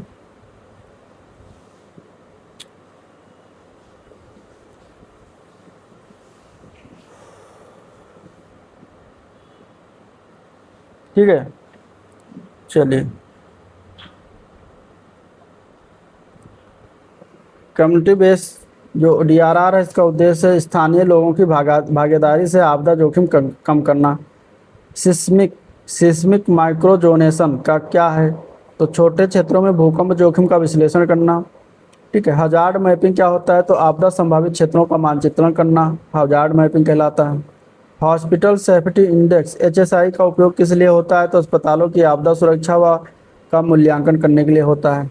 सेंडाई फ्रेमवर्क का G क्या कहलाता है? तो G का मतलब होता है गवर्नेंस। ठीक है। सेंडाई फ्रेमवर्क कब तक लागू है? तो 2015 से 2030 तक लागू है। और इसमें जो जी है उस जी का मतलब है गवर्नेंस, वह क्षमता विकास को मजबूत करना। ठीक है, तकनीकी प्रणालियाँ एवं उपकरण की बात करेंगे तो यहाँ पे पहला दिया गया है आई फ्लोज। ठीक है, अब आई फ्लोज के बारे में जानेंगे। इंटीग्रेटेड फ्लड वार्निंग सिस्टम होता है, एकीकृत शहर बाढ़ प्रणाली, उसको आई फ्लोज कहा जाता है। और ये इसकी शुरुआत हुई थी चेन्नई में, पहले हुआ था, भारत का पहला है। ठीक है, फिर मुंबई में हुआ था 12 जून 2020 को ये लॉन्च हुआ। मुंबई जो है दूसरा शहर था। मिनिस्ट्री ऑफ अर्थ साइंस के अंतर्गत NCCR IMD IITM द्वारा मुंबई के लिए जो है ये विकसित है, सॉरी इसके लिए जो है विकास किया गया है। और ये मुंबई के लिए MCGM के साथ ही सहयोग करता है। महत्वपूर्ण पॉइंट की बात करें तो वेब GIS आधारित डिसीजन सपोर्ट सिस्टम है, 3 दिन पहले बाढ़ की चेतावनी देता है, हाई रेनफॉल साइक्लोन में मदद करता है। चेन्नई का सिस्टम इससे पहले ऑपरेशनल था 2019 के आसपास। चलिए, भुवन DRR की बात करें तो इसका जो है विकास और संचालन ANRSC के द्वारा किया था, national remote sensing centre ISRO के द्वारा किया जाता है। भुवन की बात करें तो इसरो का जियो स्पेशियल प्लेटफॉर्म है, 2009 में इसको लॉन्च किया गया था। DRR मतलब डिजास्टर रिस्क रिडक्शन इसका नाम है। महत्वपूर्ण पॉइंट की बात करें तो flood, cyclone, landslide, forest fire आदि के लिए near real time support, damage assessment, hazard zonation, ये सभी इसके महत्वपूर्ण पॉइंट हैं। ठीक है, भुवन पर कई डिजास्टर सर्विसेज भी उपलब्ध हैं। वेब DCRA मतलब कि web based dynamic composite risk Atlas या फिर dynamic web composite risk analysis, इसका नाम है। NDMA और NCRMP यानी national cyclone risk mitigation project के तहत online real time cyclone risk assessment tool है। ये ballistic risk maps plus real time cyclone track, storm surge, rainfall आदि से डायनेमिक एनालिसिस करता है। कोस्टल स्टेट्स के लिए जो है ये डिसीजन सपोर्ट टूल है। डिजिटल ट्विन की बात करेंगे तो ये जो है इसकी परिभाषा क्या है, सही किसी क्षेत्र या सिटी सिस्टम का 3D डिजिटल मॉडल तैयार करना, in real time near real time data से सिंक्रोनाइज करना। ठीक है, डिजास्टर कंटेंट की बात करेंगे तो flood simulation, urban planning, infrastructure monitoring में इस्तेमाल होता है। भारत में smart city disaster management project में बढ़ रहा है। फिर आता है SAR मतलब सिंथेटिक अपर्चर रडार, जिसको कहते हैं ये बादलों और मौसम के पार यानी ऑल वेदर डे नाइट ये इमेजिंग करता है, बाढ़ मैपिंग करता है, फ्लड इंस्टेंट और डैमेज असेसमेंट में बहुत उपयोगी होता है। भारत में इसरो के रीसेट सैटेलाइट आज से जो है काम करता है। लाइडार तकनीक इसका मुख्य उपयोग जो है लैंडस्लाइड मतलब भूस्खलन mapping, high resolution train modelling, slope stability analysis में जो है ये क्या होता है, उत्कृष्ट होता है। ठीक है, और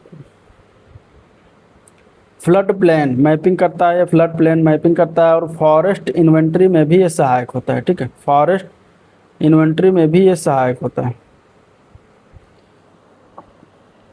अर्थक्वेक और कोस्टल इरोजन आदि में भी ये सहायता करता है। लीडार मतलब लाइट डिटेक्शन एंड रेंजिंग इसका पूरा नाम है, जो रिमोट सेंसिंग तकनीक होती है जो लेजर लाइट का उपयोग करके किसी वस्तु या पृथ्वी की सतह के सटीक 3D दूरियों या आकृतियों को मापने के लिए इसका किया जाता है। ठीक है, चलिए अगला इसमें पॉइंट है क्लाउड सीडिंग की अगर बात करेंगे तो यहाँ पे देखिए उद्देश्य क्या है क्लाउड सीडिंग का, तो कृत्रिम वर्षा बढ़ाने के लिए सिल्वर आयोडाइड कृत्रिम वर्षा में इस्तेमाल किया जाता है। ठीक है, आदि का उपयोग करके drought mitigation, reservoir filling, hail suppression आदि के लिए इसका इस्तेमाल किया जाता है। भारत में कुछ राज्य जैसे कि महाराष्ट्र, कर्नाटक में इसका प्रयोग किया जाता है।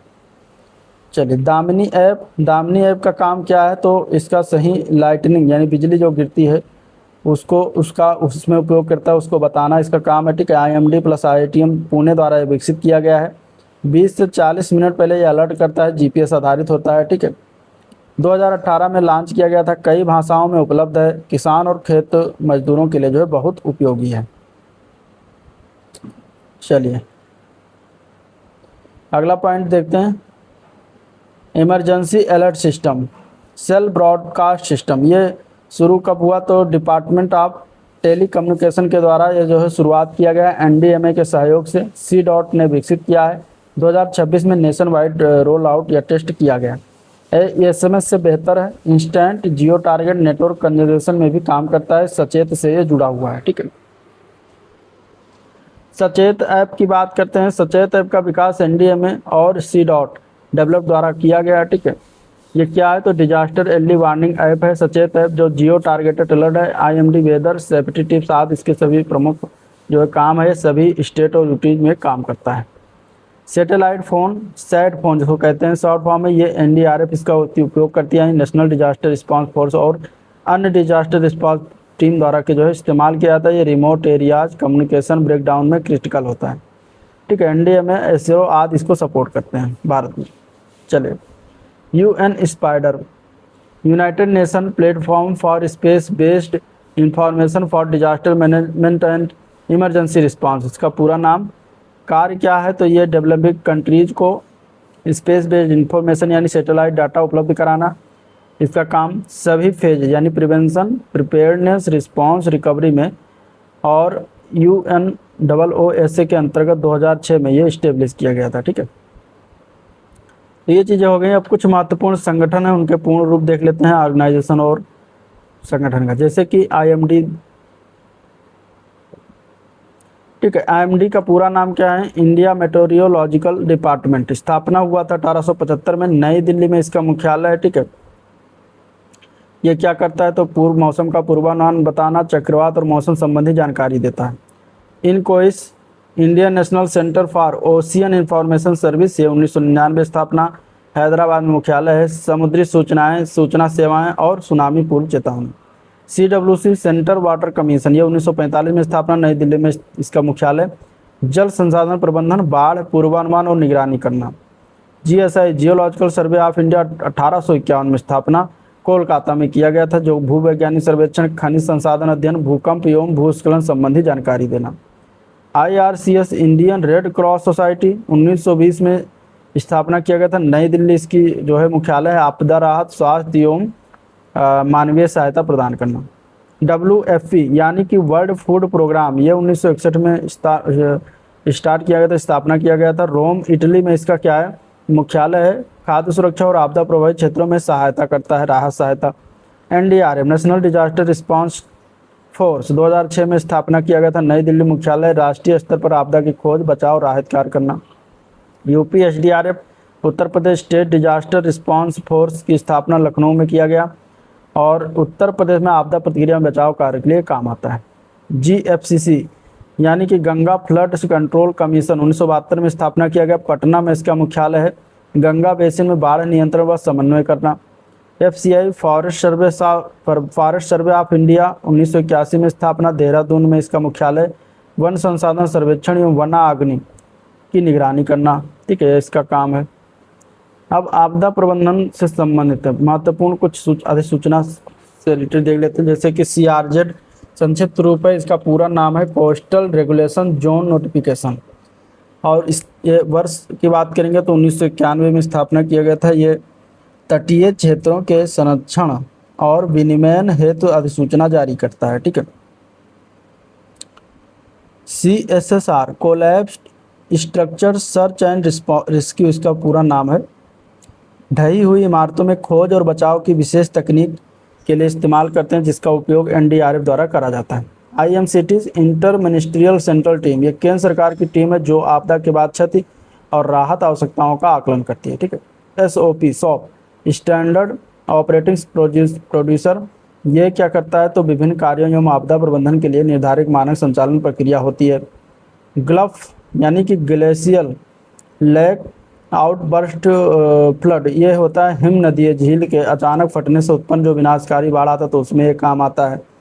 गार, global assessment report on disaster risk reduction, 2009 से UNDRR द्वारा प्रकाशित वैश्विक आपदा जोखिम मूल्यांकन रिपोर्ट, जो कि इसका मुख्यालय कहाँ पर है, जिनेवा, स्विट्जरलैंड में। ठीक है, आपदा राहत को लेकर संकल्पित उत्तर प्रदेश सरकार, अगर बात करें तो वित्तीय वर्ष 2025-26 में आपदा राहत प्रबंधन के लिए जारी किया गया 710.12 करोड़ की धनराशि, ये याद रखिएगा। ठीक है, बाढ़ प्रभावित क्षेत्रों के बचाव को लेकर जारी किया गया है 365.73 करोड़, ये भी ध्यान में रखिएगा। अन्य महत्वपूर्ण तथ्यों की बात करेंगे तो international day for disaster risk reduction ये 13 अक्टूबर को मनाया जाता है। ठीक है, शुरुआत हुआ था 1989 में संयुक्त राष्ट्र के द्वारा। वर्ल्ड सुनामी अवेयरनेस डे ये 5 नवंबर को मनाते हैं। 2015 में संयुक्त राष्ट्र महासभा द्वारा घोषित किया गया। सुभाष चंद्र बोस आपदा प्रबंधन पुरस्कार ये 2019 से शुरू किया गया, प्रदान किया जा रहा है। 23 जनवरी को घोषणा किया जाता है। एनडीआरएफ की स्थापना 2006 में हुआ था। गठन आपदा प्रबंधन अधिनियम 2005 के तहत। एनडीएमए का गठन 2005। अध्यक्ष इसके कौन होते हैं? प्रधानमंत्री होते हैं। एसडीएमए के अध्यक्ष संबंधित राज्य के मुख्यमंत्री होते हैं। ठीक है, चलिए अगला पॉइंट देखते हैं। डीडीएमए के अध्यक्ष कौन होता है? तो जिला कलेक्टर या फिर जिला अधिकारी जो हो डिस्ट्रिक्ट लेवल पर।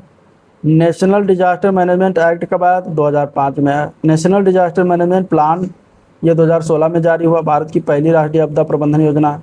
Sendai framework for disaster risk reduction ये 2015 से 2030 तक रहेगा।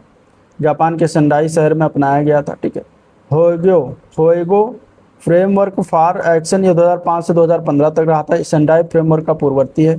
इसके बाद सेंडाई फ्रेमवर्क लागू किया गया। यूएनडीआरआर की स्थापना 1999 में, मुख्यालय इसका जिनेवा स्विट्जरलैंड में। Tsunami ready programme UNESCO IOC द्वारा 2020 से वैश्विक स्तर पर प्रोत्साहित किया जा रहा है। Indian tsunami early warning centre INCOIS Hyderabad में स्थित 2007 से कार्यरत है। डॉपलर वेदर रडार DWR ये चक्रवात और तीव्र मौसम की निगरानी के लिए रखा गया है। लाइटनिंग रेजिलियंट इंडिया कैंपेन ये 2019 में प्रारंभ किया गया। ठीक है, दामिनी ऐप ये बिजली गिरने की चेतावनी के लिए होता है। ठीक है, चेतावनी देती है। IITM पुणे और इसको इन कोइस से संबंधित ये पहल है। सचेत ऐप की बात करेंगे तो एनडीएमए द्वारा पूर्व बहु आपदा पूर्व चेतावनी मोबाइल ऐप है सचेत ऐप। कॉमन अलर्टिंग प्रोटोकॉल की बात करें तो यह आपदा चेतावनी संदेशों के मानकीकरण हेतु होता है। Incident response system IRS Bharat में आपदा प्रबंधन हेतु मानकीकृत प्रतिक्रिया प्रणाली दिया जाता है। हीट वेव की चेतावनी IMD जारी करता है। कोल्ड वेव की चेतावनी भी IMD जारी करता है। लैंडस्लाइड एटलस ऑफ इंडिया ये GSI द्वारा प्रकाशित होता है। फॉरेस्ट फायर अलर्ट सिस्टम ये FSI द्वारा संचालित होता है। ठीक है, फ्लड फॉरकास्टिंग CWC द्वारा तो जो है संचालित है, प्रकाशित है। Cyclone naming WMO ESCAP panel on tropical cyclones के द्वारा। ठीक है, भारत का पहला सुनामी रेडी गांव ये उड़ीसा का वेंकटरायपुर है जो 2020 में आया था। भारत का पहला डिजास्टर मैनेजमेंट एक्ट 2005 में आया। National institute of disaster management NIDM ये नई दिल्ली में स्थित है। आपदा प्रबंधन परीक्षण एवं अनुसंधान का प्रमुख संस्थान है। NIDM जो है आपदा प्रबंधन अधिनियम 2005 के तहत स्थापना हुआ। ठीक है, उपकरण और मापन जो अक्सर पूछे जाते हैं उनको देख लेते हैं। जैसे कि एनीमोमीटर से हवा की गति को मापा जाता है। हाइग्रोमीटर से आर्द्रता को मापा जाता है। बैरोमीटर से वायुमंडलीय दाब मापा जाता है। रेन गॉज से वर्षा की मात्रा मापी जाती है। सिस्मोग्राफ से भूकंप तरंगों का अवलोकन किया जाता है। रिचर स्केल पर भूकंप की मैग्नीट्यूड को मापा जाता है। मर्सेली स्केल पर भूकंप की तीव्रता मापी जाती है। और डॉपलर रडार से वर्षा, तूफान, चक्रवात की निगरानी रखा जाता है। सुपर इम्पोर्टेंट तथ्य की बात करें तो 23 जनवरी को सुभाष चंद्र बोस आपदा प्रबंधन पुरस्कार घोषित किया जाता है। 19 जनवरी NDRF स्थापना दिवस है। ठीक है, और 1 मार्च अंतर्राष्ट्रीय नागरिक सुरक्षा दिवस। 14 से 20 अप्रैल राष्ट्रीय अग्निशमन सेवा सप्ताह। 13 अक्टूबर अंतर्राष्ट्रीय आपदा जोखिम न्यूनीकरण दिवस होता है। 5 नवंबर को विश्व सुनामी दिवस जागरूकता दिवस मनाया जाता है। 2004 हिंद महासागर सुनामी के बाद भारत ने 2007 में सुनामी पूर्व चेतावनी प्रणाली स्थापित किया। अब आपदा से संबंधित महत्वपूर्ण ऐप व पोर्टल की बात करें तो सचेत ऐप ये भारत सरकार द्वारा प्राकृतिक आपदाओं और आपात स्थितियों से सुरक्षा के लिए विकसित किया गया एक आधिकारिक मोबाइल एप्लीकेशन है। इसे राष्ट्रीय आपदा प्रबंधन प्राधिकरण NDMA द्वारा लॉन्च किया गया। इसका मुख्य उद्देश्य क्या है? नागरिकों को बाढ़, भूकंप, चक्रवात, भारी बारिश और लू जैसी विभिन्न प्राकृतिक आपदाओं के बारे में समय रहते सचेत करना। इंडिया क्वेक भारत के पृथ्वी विज्ञान मंत्रालय और नेशनल सेंटर फॉर सिस्मोलॉजी द्वारा विकसित आधिकारिक भूकंप चेतावनी मोबाइल ऐप है। इस ऐप का मुख्य उद्देश्य क्या है? भूकंप की सटीक और वास्तविक समय की जानकारी सीधे नागरिकों को के मोबाइल तक पहुंचाना है। ठीक है, दामिनी ऐप की बात करते हैं तो ये भारत सरकार के पृथ्वी विज्ञान मंत्रालय और भारतीय उष्णकटिबंधीय मौसम विज्ञान संस्थान द्वारा विकसित एक मोबाइल एप्लीकेशन है।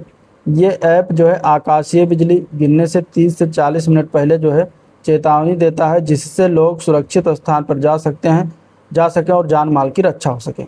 सागरवाणी ऐप की बात करेंगे तो ये जो है सागरवाणी यानी कि ये पृथ्वी विज्ञान मंत्रालय के अंतर्गत इनकोइस यानी कि भारतीय राष्ट्रीय महासागर सूचना सेवा केंद्र द्वारा विकसित एक एकीकृत सूचना प्रसार प्रणाली और मोबाइल ऐप है। इसका मुख्य उद्देश्य समुद्र में काम करने वाले नाविकों और मछुआरों को मौसम और समुद्र की स्थिति की सटीक जानकारी समय पर उपलब्ध कराना। मौसम ऐप की बात करते हैं तो मौसम ऐप जो है भारत सरकार द्वारा मौसम की सटीक जानकारी प्राप्त करने के लिए विकसित किया गया एक आधिकारिक मोबाइल एप्लीकेशन है। इसे पृथ्वी विज्ञान मंत्रालय और भारतीय मौसम विज्ञान विभाग द्वारा लॉन्च किया गया है। ठीक है, इस ऐप के जरिए आप अपने वर्तमान स्थान और देश भर के अन्य शहरों का मौसम आसानी से ट्रैक कर सकते हैं। फ्लड वॉच ऐप की बात करते हैं तो फ्लड वॉच इंडिया केंद्रीय जल आयोग द्वारा लॉन्च किया गया है। ठीक है, यह एक आधिकारिक मोबाइल ऐप है। यह उपयोगकर्ताओं को वास्तविक समय यानी रियल टाइम में बाढ़ की स्थिति, पानी के स्तर और अगले 7 दिनों तक बाढ़ के पूर्वानुमान की जानकारी प्रदान करता है ताकि लोग सुरक्षित रह सकें। राहत पोर्टल ऐप की बात करते हैं तो यह जो है उत्तर प्रदेश सरकार के राहत आयुक्त कार्यालय द्वारा संचालित एक एकीकृत डिजिटल मंच है। उद्देश्य इसका क्या है तो प्राकृतिक या मानव निर्मित आपदा के समय प्रबंधन और राहत वितरण और पुनर्वास और कार्यों को पारदर्शी और त्वरित बनाना इसका जो है उद्देश्य है। आपदा प्रहरी ऐप की बात करें तो यह उत्तर प्रदेश सरकार द्वारा नागरिकों और किसानों को के लिए जारी किया गया एक मोबाइल एप्लीकेशन है और इसकी आपदा पूर्व चेतावनी ये देता है। यह मौसम विभाग की भविष्यवाणियों के आधार पर संभावित आपदा जैसे आंधी, बाढ़ की पूर्व चेतावनी स्थानीय भाषा में यानी कि हिंदी में देता है। भुवन पोर्टल या भुवन ऐप ये भारतीय अंतरिक्ष अनुसंधान संगठन यानी कि इसरो द्वारा विकसित एक वेब आधारित जियो पोर्टल और उपग्रह मानचित्रण यानी सैटेलाइट एप्लीकेशन प्लेटफॉर्म है। ये बाढ़, चक्रवात और भूकंप जैसी प्राकृतिक आपदाओं के दौरान रियल टाइम डेटा और तस्वीरें प्रदान करके राहत कार्यों में मदद करता है। ठीक है, कुछ अन्य महत्वपूर्ण तथ्य देख लेते हैं। आपदा जोखिम का सही सूत्र क्या है तो खतरा गुणे सुभेदता भागे क्षमता, ये होता है आपदा जोखिम।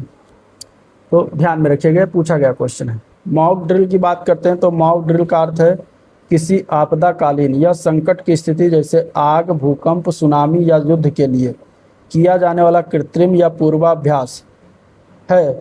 इसका मुख्य उद्देश्य है लोगों को वास्तविक आपदा के समय सुरक्षित कर रहने और अपनी तैयारी पर रखने के लिए प्रशिक्षित होना। ठीक है, ये मॉक ड्रिल कहा जाता है इसको। भूकंपीय रेखा क्या होती है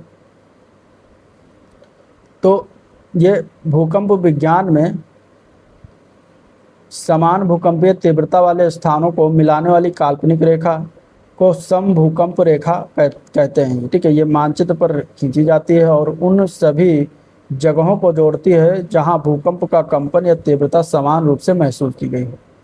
हाइड्रोलॉजिकल ड्रॉट क्या है तो ये एक ऐसी स्थिति जिसमें लंबे समय तक कम वर्षा होने के कारण जल निकाय जैसे नदियां, झील और जलाशय यानी कि तालाब का जल स्तर और भूजल का स्तर जो है सामान्य से काफ़ी नीचे गिर जाता है। भारत के साइक्लोन मैन के रूप में प्रख्यात जो मौसम वैज्ञानिक हैं उनका नाम है डॉक्टर मृत्युंजय महापात्र को जाना जाता है। ठीक है, कौन है? साइक्लोन मैन के नाम से प्रख्यात वो भारतीय मौसम विज्ञान IMD के प्रमुख हैं और अपनी सटीक चक्रवात पूर्वानुमान प्रणाली के माध्यम से लाखों लोगों की जान बचाने के लिए प्रसिद्ध है। भारत में सुनामी पूर्व चेतावनी प्रणाली जो कि ITEWS की स्थापना 15 अक्टूबर 2007 को किया गया था। इसे 2004 की विनाशकारी हिंद महासागर की सुनामी के बाद विकसित किया गया था। मुख्यालय की बात करें तो यह प्रणाली इनकोइस भारतीय राष्ट्रीय महासागर सूचना सेवा केंद्र हैदराबाद से संचालित होती है। ठीक है, हैम रेडियो यानी एमेच्योर रेडियो हैम रेडियो या फिर एमेच्योर रेडियो का उपयोग मुख्यतः आपातकालीन स्थिति, प्राकृतिक आपदा और शौकिया संचार के लिए किया जाता है। यह बिना इंटरनेट और मोबाइल फ़ोन के रेडियो तरंगों के माध्यम से दुनिया भर में अंतरिक्ष में संपर्क स्थापित करने का एक लाइसेंस प्राप्त माध्यम है। चलिए, हीट वेव के मानदंड यानी लू जिसको कहते हैं अपने उत्तर भारत में, तो इसके कुछ मानदंड हैं, इसको जान लीजिए, पूछा जा सकता है। मैदानी इलाकों में अगर देखें तो तापमान अगर 40 डिग्री सेंटीग्रेड या उससे अधिक हो, ठीक है, तो उसको माना जाएगा कि हीट वेव की स्थिति है। और न्यूनतम तापमान भी 40 डिग्री सेंटीग्रेड हो। पहाड़ी इलाकों में ये चीज़ें 30 डिग्री सेंटीग्रेड या उससे अधिक हो जाती हैं। तटीय इलाकों में 37 डिग्री सेंटीग्रेड या उससे अधिक हो तब हीट वेव माना जाता है। यह मैदानी क्षेत्र का सामान्य ताप 40 डिग्री सेंटीग्रेड या उससे कम है और वास्तविक तापमान सामान्य से 4.5 डिग्री से 6.5 डिग्री सेंटीग्रेड अधिक हो तो हीट वेव घोषित होती है। यदि तापमान सामान्य से 6.4 डिग्री सेंटीग्रेड से अधिक बढ़ जाता है तो उसे ही गंभीर हीट वेव की संज्ञा दी जाती है। ठीक है, कोल्ड वेव क्या है? शीत लहर के मानदंड देख लेते हैं। तो मैदानी इलाकों में तापमान 10 डिग्री सेंटीग्रेड या उससे कम हो और पहाड़ी इलाकों में 0 डिग्री सेंटीग्रेड या उससे कम हो तो उसको कोल्ड वेव की संज्ञा दी जाती है। उसमें कंडीशन यह है कि यदि तापमान अपने सामान्य स्तर से 4.5 डिग्री से 6.5 डिग्री तक गिर जाता है तो कोल्ड वेव होती है, और यदि गिरावट 6.5 डिग्री से नीचे हो जाए, ज़्यादा हो जाए, तो उसे गंभीर कोल्ड वेव के अंतर्गत माना जाता है।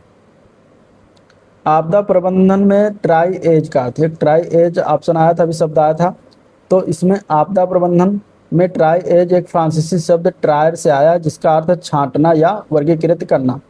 यह एक आपातकालीन प्रक्रिया जिसके तहत बहुत अधिक घायलों या पीड़ितों के होने और चिकित्सा संसाधन सीमित होने पर पीड़ितों की चोट की गंभीरता के आधार पर उनके इलाज की प्राथमिकता तय किया जाता है। भूकंप की तीव्रता मापने के उपकरण की बात करेंगे तो इसमें रिक्टर स्केल आता है। ये एक गणितीय पैमाना है जिसका उपयोग भूकंप की तीव्रता या फिर उससे निकलने वाली ऊर्जा को मापने के लिए किया जाता है। उसी के अंतर्गत एक मर्केली स्केल है, जिसमें मर्केली स्केल की बात तो भूकंपीय पैमाना जो भूकंप द्वारा उत्पन्न ऊर्जा के बजाय पृथ्वी की सतह पर हुए भौतिक नुकसान और प्रभावों को मापता है।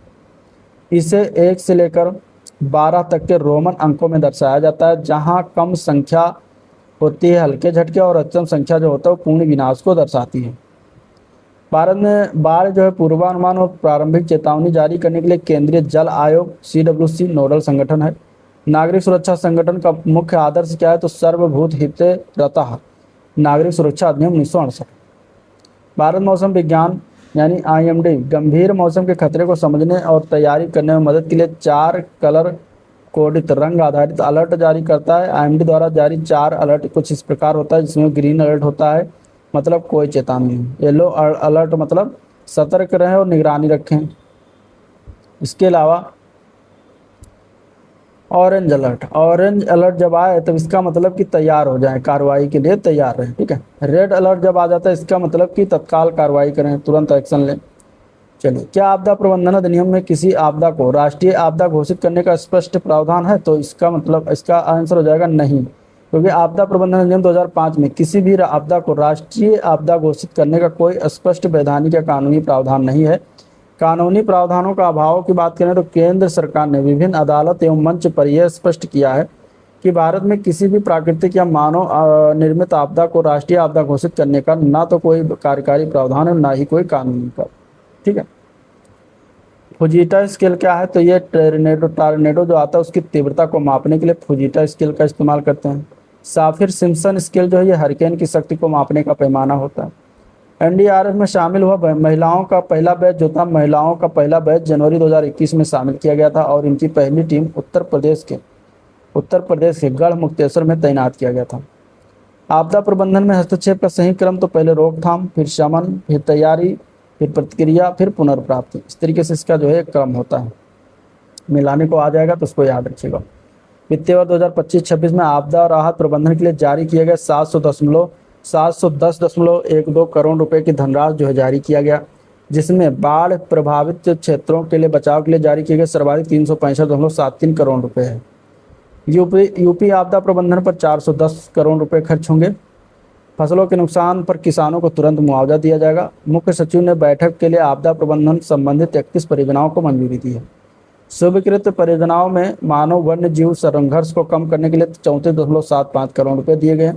अयोध्या में बाढ़ शरणालयों के निर्माण के लिए 19.3 करोड़ दिया गया। वाराणसी में घाटों पर फ्लोटिंग बैरियर का निर्माण पर 5.28 करोड़ रुपए का व्यय हुआ। बाढ़ प्रभावित 40 जिलों की तहसीलों में बैराइड मोटर बोट की खरीद के लिए 40 करोड़ रुपए तथा ग्राम स्तर पर आपदा प्रबंधन योजनाएं तैयार करने हो 43.45 करोड़ रुपए का व्यय हुआ। बाल तरण वीर कार्यक्रम पर 7.5 करोड़ रुपए का व्यय किया गया। ठीक है। होमगार्ड को आपदा परिस्थितियों में बचाव कार्यों के लिए प्रशिक्षित करने के लिए 8.23 करोड़ रुपए का व्यय हुआ। नगर निगम कार्मिकों के प्रशिक्षण पर 5.18 करोड़ रुपए का व्यय। नागरिक सुरक्षा विभाग के स्वयंसेवकों के प्रशिक्षण पर 14.62 करोड़ रुपए का व्यय किया गया। तो ये कुछ थे इम्पोर्टेंट आपके आपदा प्रबंधन से संबंधित फैक्ट और पॉइंट जिसको हम लोगों ने देखा। डिस्कस किया। अगर आपको पसंद आया तो लाइक करिए, चैनल को सब्सक्राइब नहीं किया तो सब्सक्राइब करिएगा, साथ ही साथ वीडियो को शेयर भी करते चलिएगा। ठीक है। और आपदा प्रबंधन का ये पोर्शन होता है समाप्त। तो इसमें कुछ आपके धाराएं रह गई होंगी, जो कि धाराओं को आप लोग कहीं से भी पढ़ सकते हैं, उसमें कोई बड़ी बात नहीं है। ठीक है। जो कि उसमें चीज़ें जो इम्पोर्टेंट कुछ धाराएं हैं, जैसे धारा 3 क्या है, इस तरीके धारा 66 क्या है, क्षतिपूर्ति का भुगतान करता है, इस तरीके से कुछ चीज़ें उसमें दिया गया है। ठीक है। तो चलिए वीडियो को एंड करते हैं और मिलेंगे नेक्स्ट टॉपिक पर। तब तक के लिए थैंक यू।